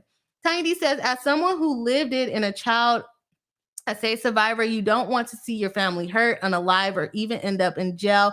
Every time you say, but it does somewhat blame the victim. I do. That's why I said I don't want to victim blame, like you said, but you also get into the situations. In some situations, it's you're born into that situation, right? Versus actually seeking it out. And that's the point that I'm trying to make, because one thing that I see on social media a lot is the fact that people are glorifying this sugar daddy lifestyle, this rich girl lifestyle. And there you have all of these young girls, and I'm making it a point. We have all of these young girls wanting this fame, wanting this fast money, and wanting to be with rich men. And we have to understand, if you're putting yourself in that situation, you have to have a strong mindset versus a situation where you don't really have control over, which I'm assuming that's what you meant in your situation. You don't really have control over it. But let's stop promoting this. Let's be famous. Let's, deal with men twice our age in order to get this fame that we're looking for. That's all I'm saying. Tiny D says, I'm not mad. It's just not as simple as you say. Definitely understand that. And I also think that there are different situations. Hello Sonia says, no, I mean, done. Like we won't be hearing from him again, done, or a criminal investigation coming. that could possibly be coming up next because they do have that law where it's there's no time limit on you bringing the claim. So people might be coming up. These celebrities are getting knocked down one by one over stuff that they did years and years ago. Kimmy Locker says, I suspect he'll fade into the background behind the scenes. I feel like he's already been, becoming less and less relevant. And then with this, it's just going to go way further downhill for him. Betty Ross says, how long was Diddy with J-Lo? I don't know. I don't know. I didn't even know he was really with her. Mel Lee says she doesn't tell how she got away at the end. Oh, I would have loved to hear that part. My guess would be that either that contract ran out or he found a new infatuation. Hello Swanky says, y'all think J-Lo was abused/harmed too, or was she too powerful or too big of a celeb for him to mess with? I don't really know about that relationship, but I have heard discussion about like same thing with Young Miami and the fact that she has her own stuff. And with Cassie's situation, she didn't have her own stuff. He was paying for stuff for her. He basically was her parent. He was providing for her. So she kind of relied on him versus someone like J-Lo. I don't know exactly when he dated J-Lo. If it wasn't in the beginning of her career, I would assume she already had her stuff together. Don't they call J-Lo the woman of all rings? She can get engaged. She doesn't have to really stay with you for nothing kind of situation. So if it was later in her career, I might lean more towards her being more too powerful. She's not a young, naive person, which in this situation, Cassie would have been young, naive, and easier to manipulate for sure. We're not even in the lawsuit no more. Comments keep coming in. So I can't even. Let me go ahead and jump back into the lawsuit because we got a lot of comments coming in and we need to actually get through the lawsuit and the allegations here. Okay. Mr. Combs and Ms. Ventura's relationship becomes violent and abusive. What started a whirlwind of celebrity meetings and drug and alcohol-fueled parties, however, quickly turned into frightening and violent. Ms. Ventura was also exposed to the intense violence that pervaded Mr. Combs' rise to fame. For example, on one occasion, Mr. Combs and Ms. Ventura were using drugs together in his home. One of his security staff barged in and announced that Suge Knight, a longtime rival of Mr. Combs, was spotted at Mel's Drive-In Diner in Los Angeles. Mr. Combs began to get dressed, retrieved multiple guns from the safe, and ran out of his home to where he believed Mr. Knight was dining. Ms. Ventura became terrified and began to cry. So it sounds like whoever said it earlier, he is a mob boss at this point. On at least 2 occasions, Mr. Combs demanded that Ms. Ventura hold Mr. Combs' gun in her purse. Ms. Ventura had no familiarity with guns and was petrified that the firearm would accidentally go off in her purse. I feel that scares me like the living daylights out of me if a gun would go off accidentally. There was no clear reason why Mr. Combs required her to hold his guns except to reinforce to his young girlfriend that he was violent, powerful, and dangerous. Over the next decade, multiple times each year, Mr. Combs would violently beat Ms. Ventura, leaving bruises on her body. After every instance in which he beat Ms. Ventura, Mr. Combs used his money and power to orchestrate extensive efforts to hide the evidence of his abuse, including by hiding Ms. Ventura in hotels for days at a time to let her bruises heal. That's a long time. Bruises take a long time to heal. In one such instance, after a party with Jay-Z, Mr. Combs beat Ms. Ventura repeatedly in an escalade, including by kicking and hitting her. He forced her out of the vehicle on 5th Avenue in New York City. She was eventually able to hail a cab and get to her apartment in Manhattan, where she cried in fear, realizing there was no one she could tell about what happened at the hands of this incredibly powerful man. She spent the subsequent 3 days hiding in her apartment. In January 2009, Mr. Combs learned that Ms. Ventura spoke to another music manager at a party in Los Angeles. He became enraged. She had hoped speaking to this manager would allow her to further grow her career and that Mr. Combs would be happy for her. But instead, he became extremely angry and pulled her out of the club where the party was taking place. In the car leaving the club, Mr. Combs beat Miss Ventura, pushing her into a corner of the vehicle and stomping on her face. Mr. Combs' security staff, Mr. Roger Bonds, tried to stop the beating but was unable to de-escalate the situation. When the car arrived at Mr. Combs' residence, what's up with the security guard? How could you not stop Diddy? Diddy's not that big, is he? How big is Diddy? How could your security guard? He shouldn't be a security guard if he can't stop Diddy. When the car arrived at Mr. Combs' residence, Miss Ventura attempted to run away, but Mr. Combs followed her and proceeded to again kick her in the face. Miss Ventura was bleeding profusely and was ushered into Mr. Combs' home, where she began to throw up from the violent assault. Upon recognizing the damage he had done and the physical evidence of his abuse, Mr. Combs panicked and forced his staff to bring Ms. Ventura to a hotel suite at the London Hotel in Los Angeles, where she was required to stay for a week. During this stay, as her injuries from the beating healed, Ms. Ventura began to fully realize that Mr. Combs' tremendously loyal network not only knew about and witnessed his assault, but also that these witnesses were not willing to do anything meaningful to stop Mr. Combs' behavior. She recognized that she was powerless and that reporting Mr. Combs to the authority would not alter Mr. Combs' status or influence, but would merely give Mr. Combs another excuse to hurt her. This is where it becomes a little bit more apparent for me that it's not more of the same. Now, is she still under that contract? Most likely. She's probably still under the contract for sure. But yeah, I definitely believe that he did these things to her. While in the hotel, she asked to go home to her parents, but Mr. Combs wouldn't let her leave. She lied to her mother when asked about an online gossip forum that reported the assault. Again, Mr. Combs proceeded to instruct his assistant to purchase excessive amounts of gifts for Miss Ventura, which were delivered to the hotel room where she remained trapped. Miss Ventura was terrified, isolated, and unable to see a pathway out of Mr. Combs' abusive hold on her life. Now, at this point, I don't know what year they're in at this point. She found herself becoming numb to the abuse she was experiencing and became entirely beholden to Mr. Combs' demands. She began to blindly follow his instructions out of fear of again being on the receiving end of a vicious attack. He basically broke her at this point. By Mr. Combs' own admission, his relationship with Ms. Ventura was like Bobby and Whitney, a clear acknowledgement of the unequal power dynamic and excessive domestic violence that permeated their relationship. From the outside looking in, Ms. Ventura had heard others refer to her relationship with Mr. Combs akin to Tina, which was another pretty abusive, famous relationship of where celebrities, her volatile and abusive partner, who also owned her label and therefore held her future success in the hands, also fully exerted control over every aspect of her life.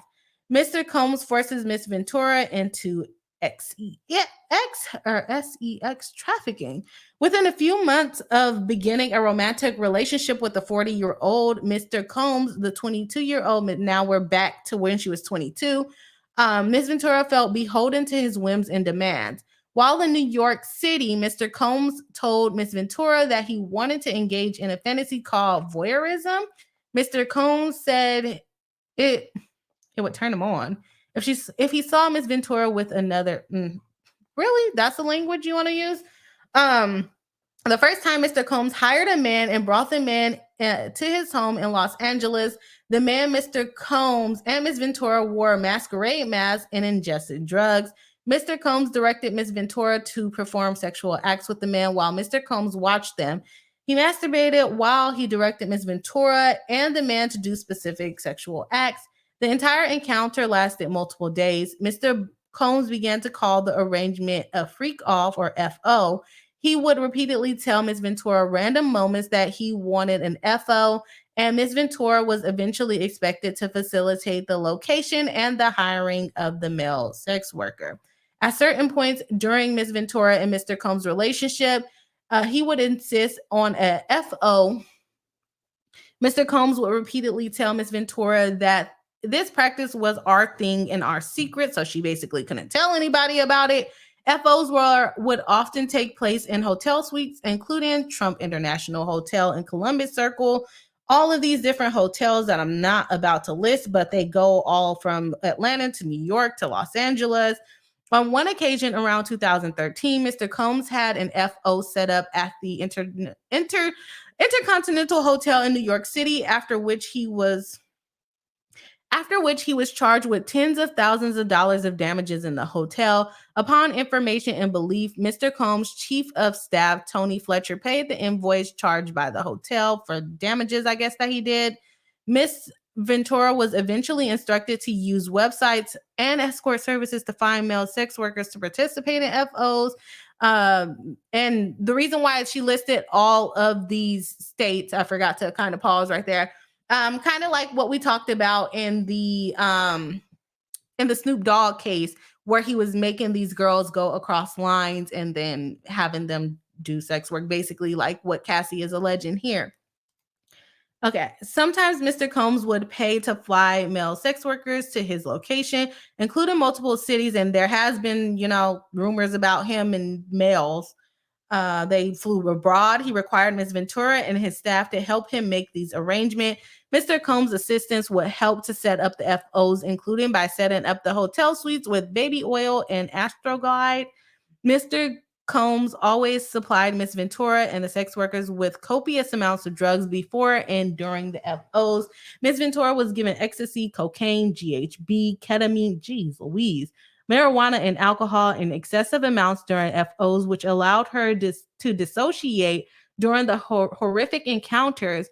It became commonplace to get IV fluid in the days after the FO to recover from the excessive substances pushed upon her.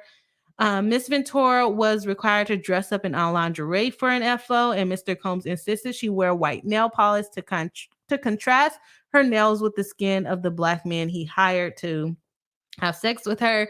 During the FOs, Mr. Combs would instruct Miss Ventura to pour excessive amounts of oil over herself. Mr. Combs would then instruct Miss Ventura and the sex workers to speak to each other, and then would specifically tell Miss Ventura where to touch the sex worker. Mr. Combs would say things like, we're not reading all that, and directed her to perform for him.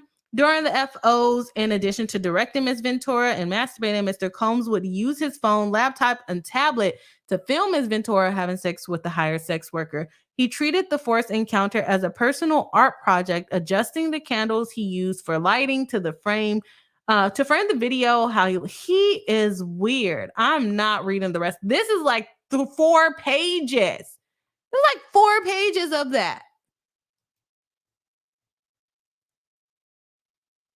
Oh my gosh. Okay, so let's see. Miss Ventura tries to escape Mr. Combs' abuse. Okay, so now we're going to get into her trying to leave the situation, but I guess she never gets to how she actually was able to leave.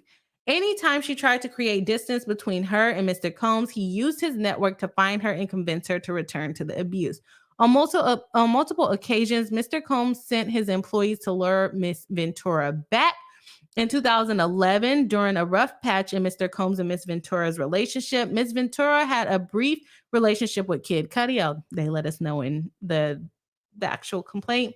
When Mr. Combs returned from a trip, he demanded another FO of Miss Ventura. She acquiesced. During the FO, Mr. Combs found Miss Ventura's phone and found emails between her and Kid Cudi. Mr. Combs became enraged and proceeded to place a manual corkscrew between his fingers and lunge at Miss Ventura. In 2011, I don't follow Kid Cudi, so I don't know if he was famous by then, but apparently he was. During this FO, I read that one. Miss Ventura ran away to stay at Kid Cudi's home to escape Mr. Combs' wrath. I don't think it was a good idea to go to his house. Soon thereafter, one of Mr. Combs' staff member told Miss Ventura that he needed to just talk to Mr. Combs, even though Mr. Combs was enraged. Feeling like she could not escape Mr. Combs and his network of enforcers, Miss Ventura returned to Mr. Combs. He hit her several times and then kicked her in the back as she tried to run out the door. He went to her parents' home in Connecticut where her mother took pictures. She went to her parents' home in Connecticut where her mother took pictures of the bruises Mr. Combs had left on Miss Ventura's body, which sounds like her parents were trying to help. So let's see where it goes from there. Looks like they just took pictures and that was the end of it. Okay. In February 2012, during Paris Fashion Week, Mr. Combs told Miss Ventura that he was going to blow up Kid Cudi's car. He told her before he did it, and that he wanted to ensure that Kid Cudi was home with his friends when it happened. Around that time, Kid Cudi's car exploded in his driveway. So we probably think that you did it, Diddy. I don't know if that was a good idea. Miss Ventura was terrified as she began to fully comprehend what Mr. Combs was both willing and able to do to those who believed had slighted him. In 2015, Miss Ventura spoke to a popular music manager at an after party in a hotel suite in Las Vegas. Mr. Combs saw her speaking to this manager and sternly told her to step into the bedroom adjoining suite. In the bedroom, Mr. Combs beat Miss Ventura severely. She ran from corner to corner of the room trying to avoid Mr. Combs beating and kicking. She was tired of She tried to lock herself in the bathroom and he pushed through and punched and kicked her while she curled up under the toilet. Her screams were drowned out by the loud music playing in the outside area in the hotel suite. That's what I was wondering, if she was just talking to a music producer. How did no one hear her? There was music playing loud. When Mr. Combs, head of security and assistant, saw Miss Ventura after the assault, they began to cry. Miss Ventura had 2 black eyes and a burst and bruised lip and a huge welt on her forehead. Upon seeing the results of the vicious attack, Mr. Combs immediately took steps to conceal his wrongdoing. He forced Miss Ventura to stay at his home in Homely Hills, along with one of his sons. While there, Mr. Combs FaceTimed Miss Ventura and stated, "You gotta go up and put more makeup on. My son can't see you like that." Absolutely ridiculous. She did put makeup on Mr. Combs, per Mr. Combs' demands. Ms. Ventura felt that she had no choice but to obey her abuser. Even though security guards, assistants, and friends saw the situation she was in, no one dared to help her speak up on her behalf. Why did her parents not help her? She therefore had no choice but to remain subservient.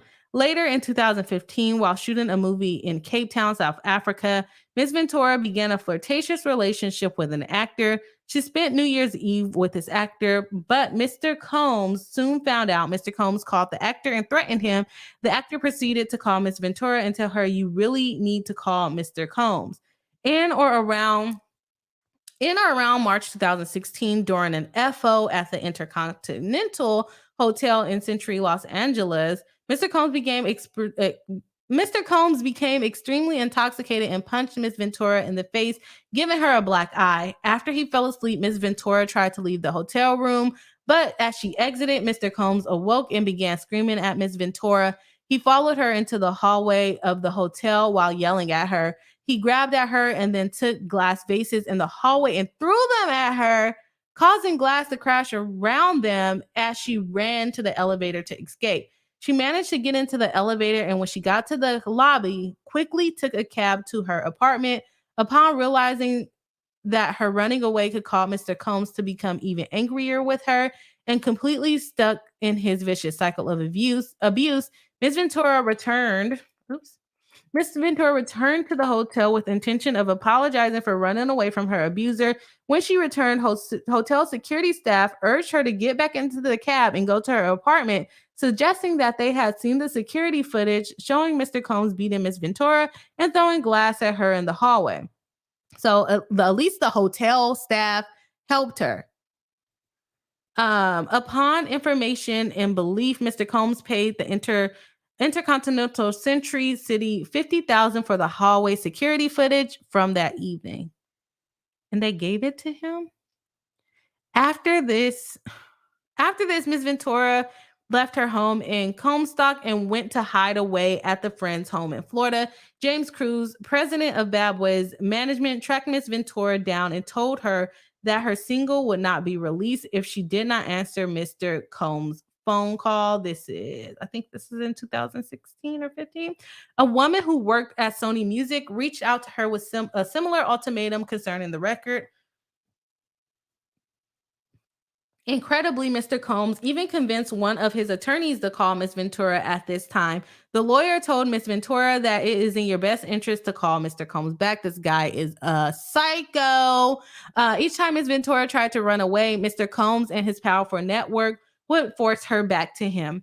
Mr. Combs' tight hold over her life had irreparably damaged her friendships. Around 2018, when Miss Ventura was with her friend Carrie Morgan in her house, Mr. Combs used his key to Miss Ventura's house and came in unannounced. He and Morgan had an altercation during which Mr. Combs threw a hanger at Miss Morgan.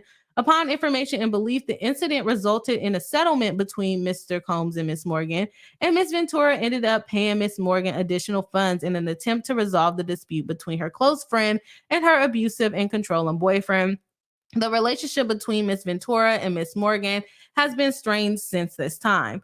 Seeing the extreme measures Mr. Combs took to keep a tight hold on Miss Ventura and isolate her from her support network, and having experienced the repercussions rejected let me get myself together. Seeing the extreme measures Mr. Combs took to keep a tight hold on Miss Ventura and isolate her from her support network, and having experienced the repercussions of rejecting his demands, Miss Ventura felt that saying no to Mr. Combs would cost her something: her family, her friends, her career, or even her life. They then go into Mr. Combs' R rating Miss Ventura in 2017 and 2018. I'm going to skip over this. It was basically, I think they broke up. He called her back. He ended up in her house and then he raped her. I'm not going to read through that. Mr. Combs' sexual and physical abuse to Miss Ventura has caused her lifelong harm. So let's go ahead and go through this. And this is the end of the facts of the case.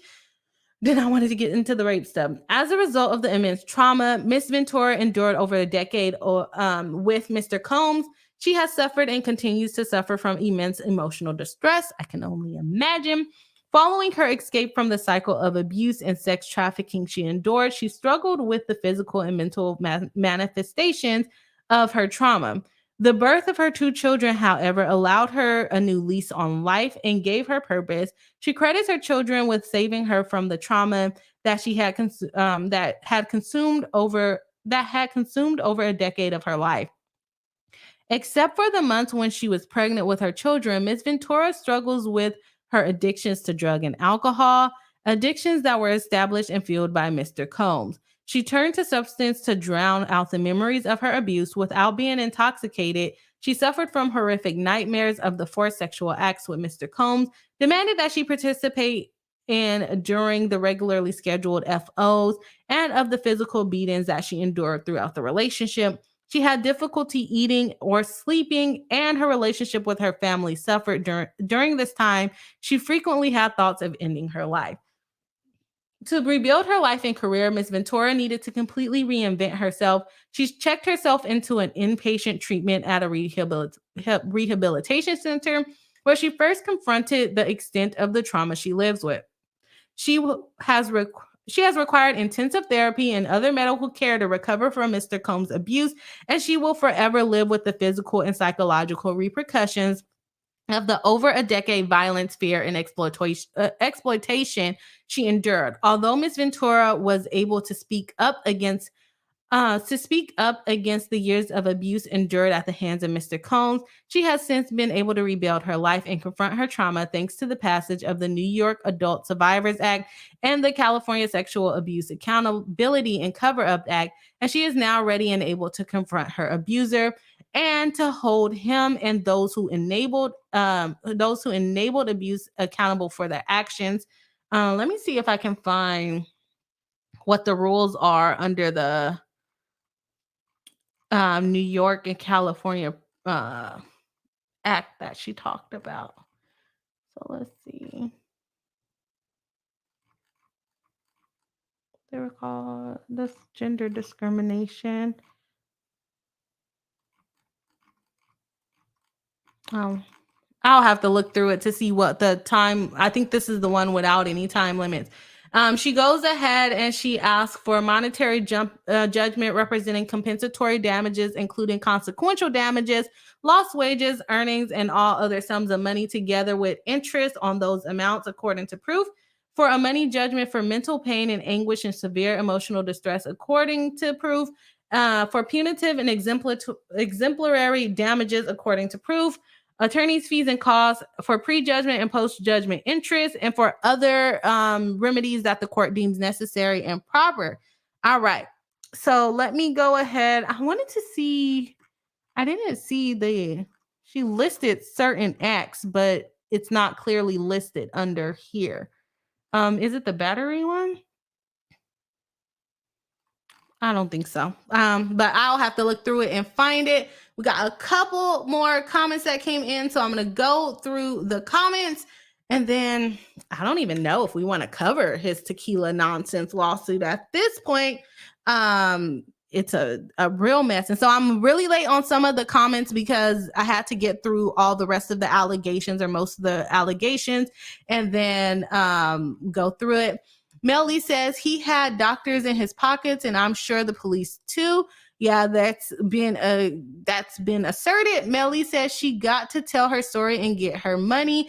Yeah, but I think, and I definitely understand saving attorney's fees by not taking the to trial and also not reliving the trauma.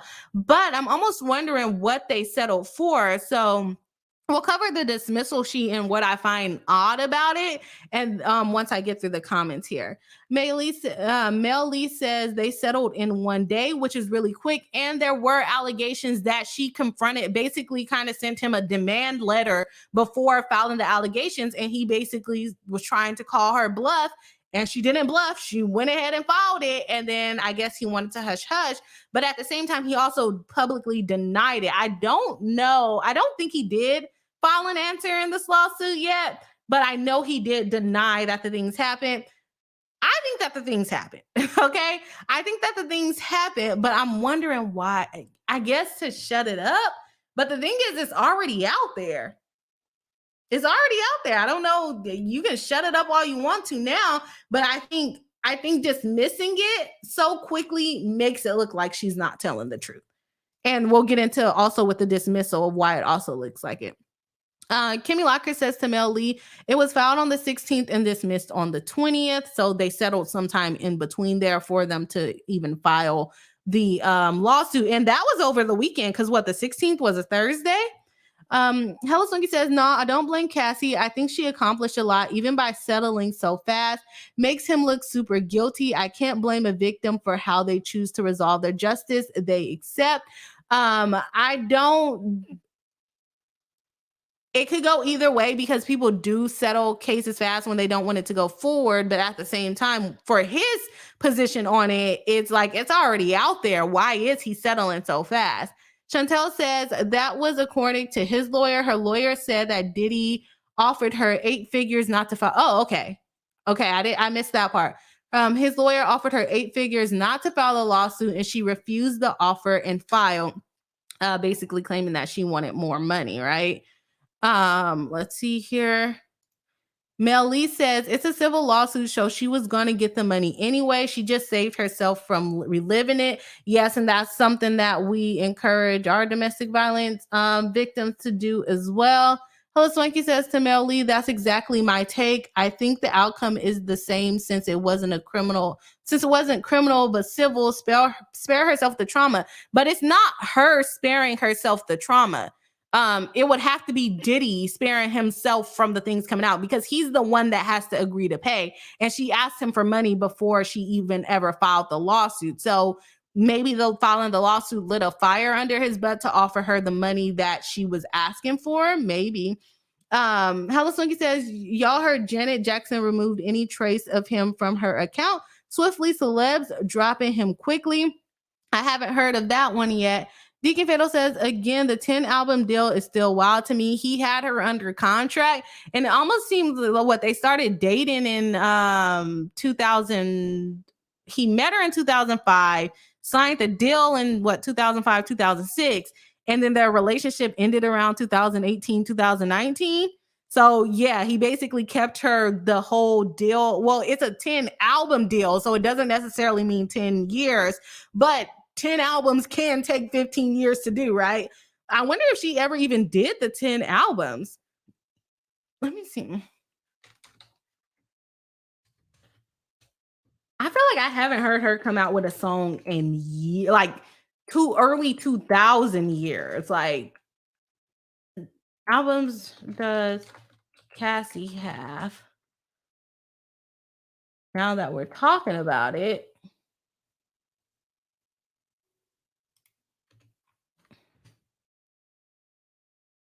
they're just showing us songs. I feel like she doesn't even have 10 albums. Like he just basically kept her all that time. But I don't know. I can't see it popping up immediately, so I don't want to give y'all an answer.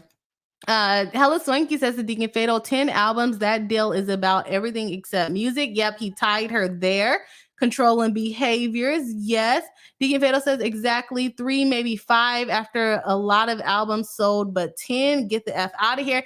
And my thing is, I don't even think she did 10 albums. Like, I'm looking her up and it's just popping up songs that she's done. And I said, how many albums does she have? So I don't know. I will have to look at it more to let y'all know. Deacon Fatal says, oh, and another weird thing he did today, got rid of Kim Porter's wiki page. He can do that? He can get rid of the whole Wikipedia page? Chantel says to Deacon Fatal, I can't believe Kim Porter's wiki page was gone. Unbelievable. People probably started posting stuff on it. Deacon Fatal says, I'm wondering how he and why he got access to that. The Wikipedia, you're like, how would he be the one completely in control of that? I feel like I don't know how Wikipedia works, honestly. Hello Swiggy says, okay, y'all know I'm a square and don't be online like that. LOL. I just heard the accusation for the first time today. Which one? MB says, how it took me 8 months of planning to get my friend out of an abusive relationship. When he tried to kill her twice, the social authorities were involved but said they can't do anything. He was anybody. Where did it go? Hello Swinky says, bro, Janet just had multiple record-breaking deals and never got a 10 LP deal. Yeah, nah, that wasn't about music. He tied her down early and basically forced her to comply with him based on the control that he had over the contract. And like I said, she probably wasn't making money, so if he sued her, she wouldn't have been able to pay him.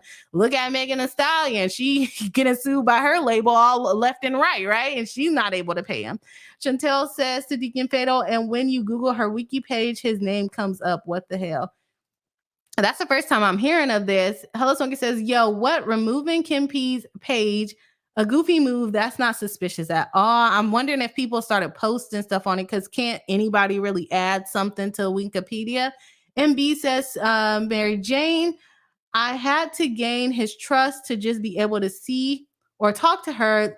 Only that part took a long time. It was hard playing his friend when I knew he could kill her at any time. I think she's talking about her friends, but we had to do that to get her, get our plan to get her out to work. The plan to get her out to work. I don't know why I couldn't read that. 8 months and it was like spy nibble. And that's why, and sometimes people just don't say anything, but I'm glad you guys were able to get your friend out of there, MB. Hello Swanky says, and rightfully so, what's done in the dark comes to the light eventually, and I think he's gonna take a ton of other people with him, intentionally and unintentionally. Yeah, he's not going down by himself. That man is not going down by himself, for sure not going down by himself. Tanya D says, even 50 Cent said Diddy sent him a video of Cassie and another man. I believe that. I believe it happened. I believe when all this stuff comes out about these celebrity people, nothing, you can't put nothing past me out. If you told me he didn't do that, then I would be suspicious. Not that he did do it. So, yes. Teleswing says, Bree, have you ever heard a trigger warning on a court document like this? No, never. and I deal with domestic violence, and I've not seen this. And I'm wondering if it's like a new age thing, because I feel like trigger warning, like saying trigger warning before talking about something, is a new age thing. Like the first time I started hearing about that was more around TikTok age, other than like if it's a movie and it's like rated R, right? Hello Swinky says, apologizing for running away. For real, her abuser said what? No, that happens because she probably felt like she did something wrong. That definitely happens.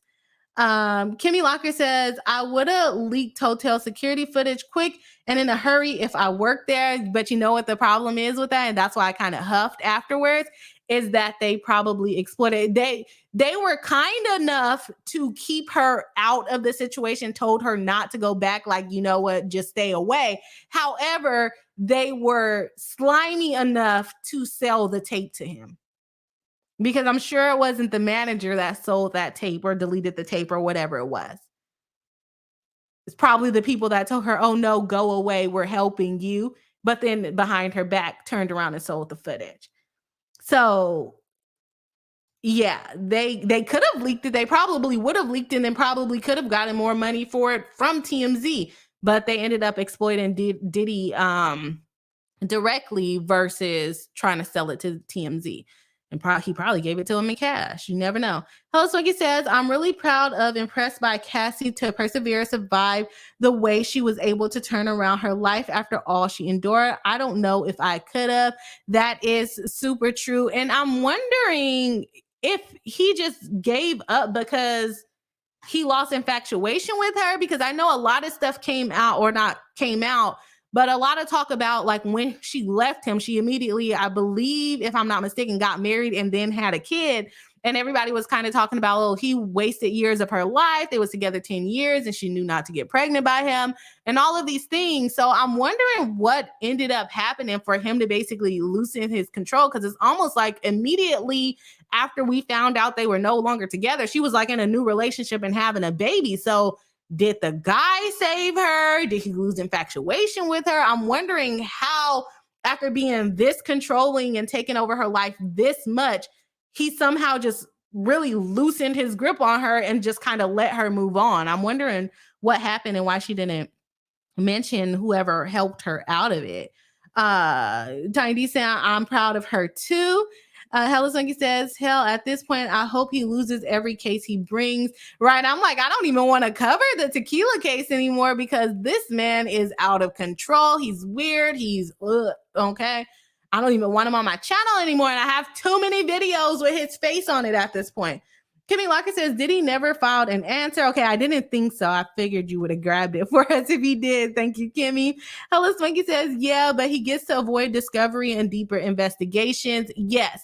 So that would lead him to probably pay more money. Someone said he offered 8 figures. Maybe it had to go up to 9. Maybe it had to go up to 10 in order to kind of get this thing shut down. Which I think they said she was asking for 30 million. Is that 10? No, that's not 30. That's not 10 figures. Huh? That's 8 figures. So I don't know. But yeah, he definitely did discover it. And I'm wondering if it was more, which I don't think it was more of her fear to settle, because I think if it was more of her fear to settle, she would have settled before filing the complaint. So it was good that she was brave enough to go ahead and file the complaint. My question is, did she get more money for it? Or did he just, or did she take less money for it? She just wanted to get it out there. That's what I would like to know. Kimmy Locker says, that's my guess. I don't know what exactly you're referring to there. Tanya D says, I think he thought he could make it go away. I think that is true as well. And that's why I'm wondering, like, did she even take any money? And we're going to get into the motion to dismiss in just a moment. Betty Ross says he probably doesn't want anything further to come out. You are definitely hitting it on the nose right there.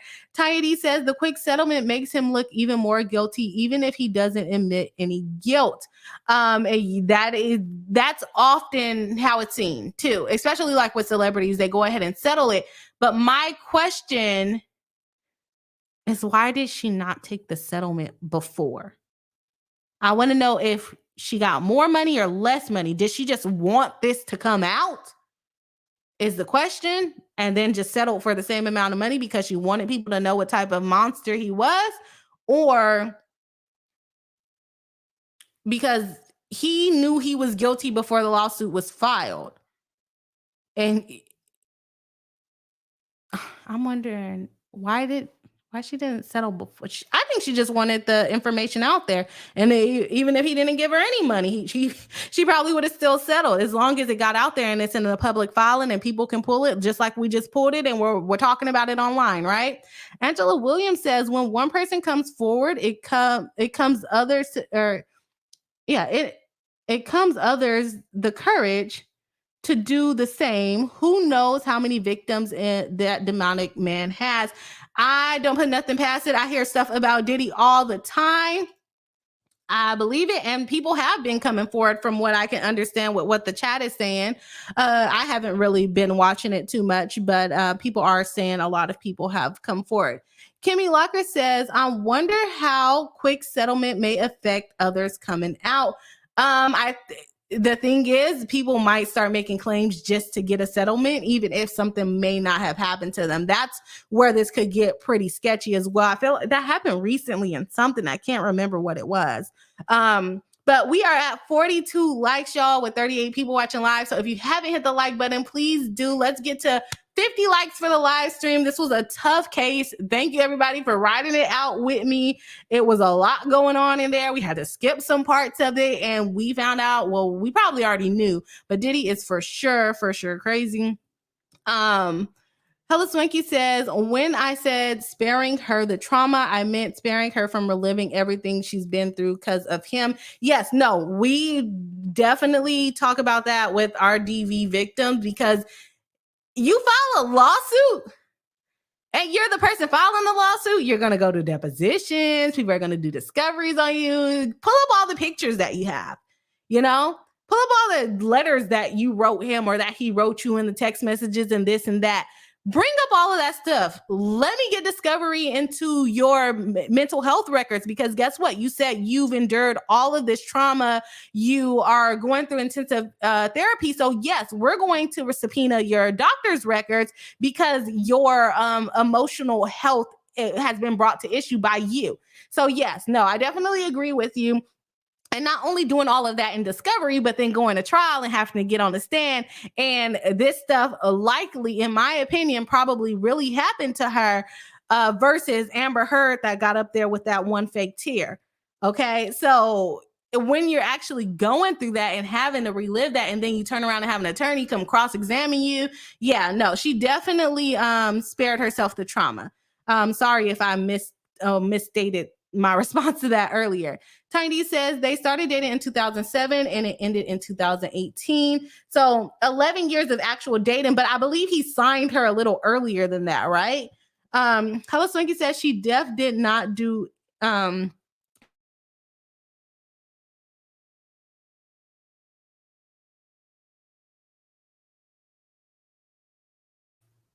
I back? It says I lost my mic really quick. Okay, it says I'm back. Let me know if y'all can hear me. She definitely didn't do anywhere near 10. I don't think she did. I feel like I only know like one album. Hello Swingy says Cassie released one studio album, so she never even did the 10 albums. 11 music videos, one mixtape, just checked. Okay, I couldn't find it that fast. Thank you, Hella Swinky, for pulling that up for us. Yeah, I was like, I don't think she did 10 albums, but 25 songs. Tiny D says she apparently had albums in 2006, 10, 13, 14, and after him in 2021. Different things coming back. I don't know. I don't know. Elite Leo says, heck, was it even served? I don't think he was served that fast. The thing is that even if he wasn't served, it came out on the internet. I don't have the documents if he was served or not. If that proof of service was filed with the court.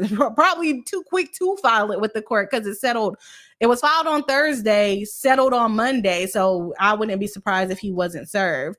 Hello Swinky says, I think she got way more in the 24-hour settlement. They're not going to tell us what it is. Yeah, I would want it to go away too. That was a lot. Like I had to just read straight through it at one point because it's like, I got to get through this. Stephanie S., another member of the channel, saying maybe he thought he doesn't have to pay. He can intimidate her into keeping quiet. But when she actually filed it, he gave in and paid. I honestly think someone mentioned earlier that he did offer to settle previously. I don't know the ins and outs of it because, I got to go to work and I don't keep up with the case that big. I'll just read the stuff on the internet.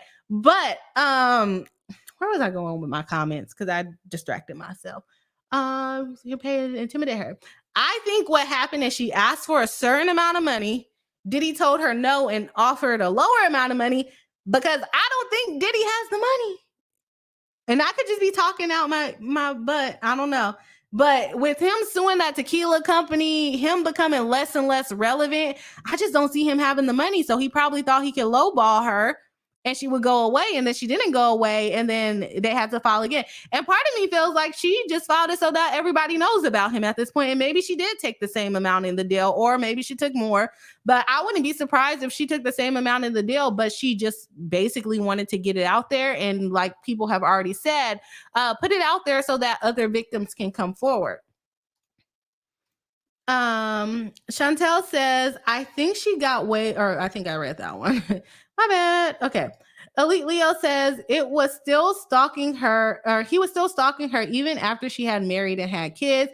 He was liking her posts and in her comments still. Her husband was going off on him. And I'm wondering, like, I'm glad he left her alone. I'm definitely glad he left her alone, but I wonder like what she had to do to get away from him.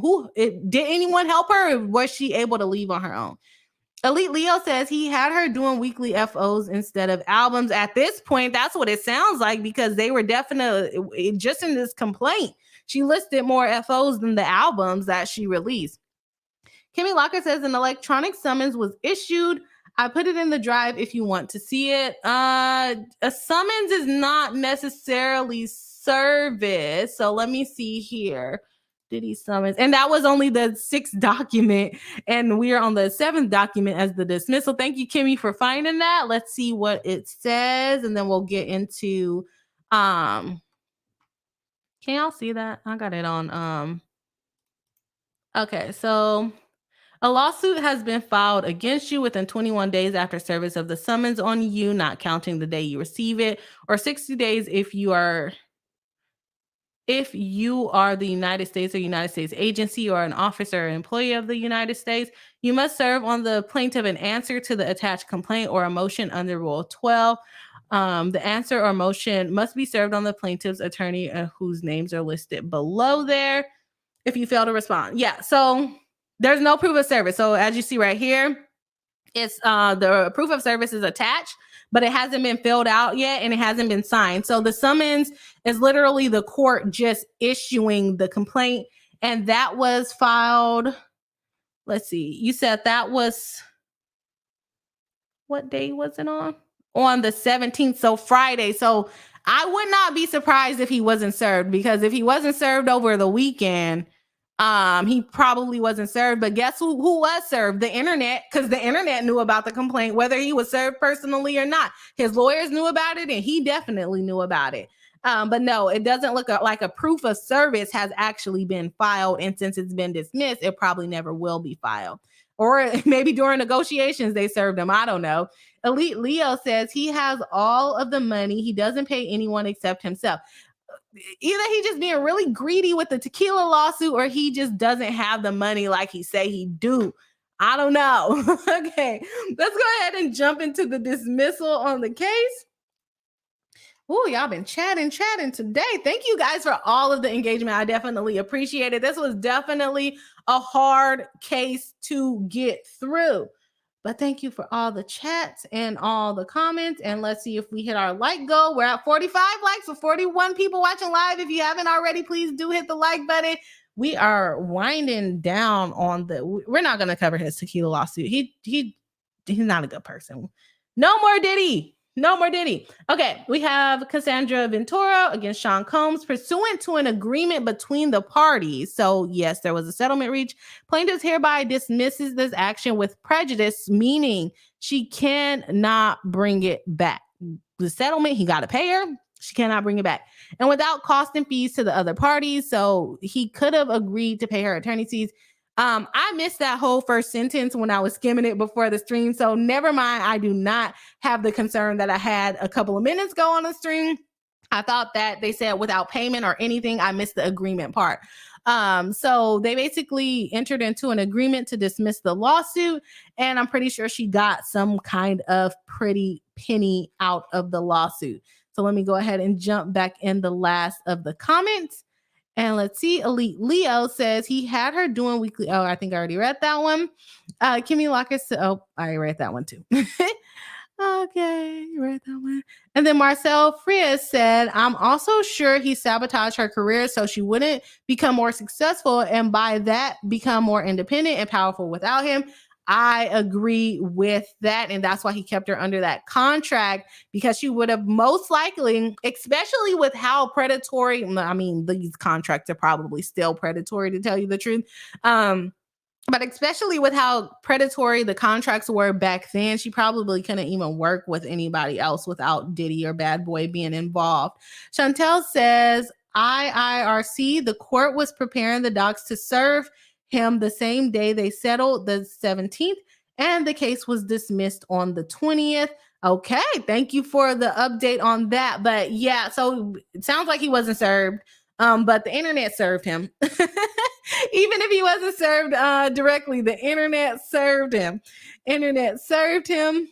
Okay, let's see. Tiny agreeing with Marcelo about the sabotaging the career of Cassie. I would agree with that too. Helsinki also agreeing. Helsinki saying to Chantel, wow, didn't even have Tyke finish prep. No, they settled that over the weekend. Like they hashed that out so quickly. All right. And then Helsinki dropped a link to Cassie's discography. Is that how you say that? All right, y'all. We were going to cover the Tequila lawsuit, but I think the consensus is that Diddy sucks and we no longer need to cover him on the channel. Thanks a lot, Diddy, for your nonsense. So we will be removing the Tequila lawsuit from the live stream today. And moving on about our business, y'all, we are at 47 likes. Like, seriously, if you haven't hit the like button, please do. Please do. I hope everyone has a wonderful, wonderful Thanksgiving. I think we got a couple of more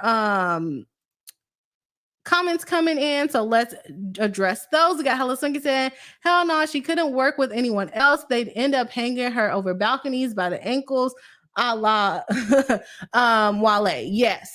Yes, it's a scary situation to be in for sure for her. And yeah, and like we said, I don't even think Helsinki pulled it up, one album, and Tanya D found 3 more albums. So I don't know which one of those are right, but definitely not 10. We definitely did not make it to 10 albums. Okay. So he definitely had a hold on her, and he probably would have been upset if she didn't comply, or if she, I mean, they would have sued her if she would have done a song or an album without Bad Boy being included. Hello Swinky said, you nailed it, Bree. Thank you very much. It was a tough one to get through. So I definitely appreciate it. Tanya D says, gotta earn your keep around here for sure. Alice like he says, okay, I was just about to say I gotta dip soon. Oh wait, let me like from my other account for sure. Thank you very much.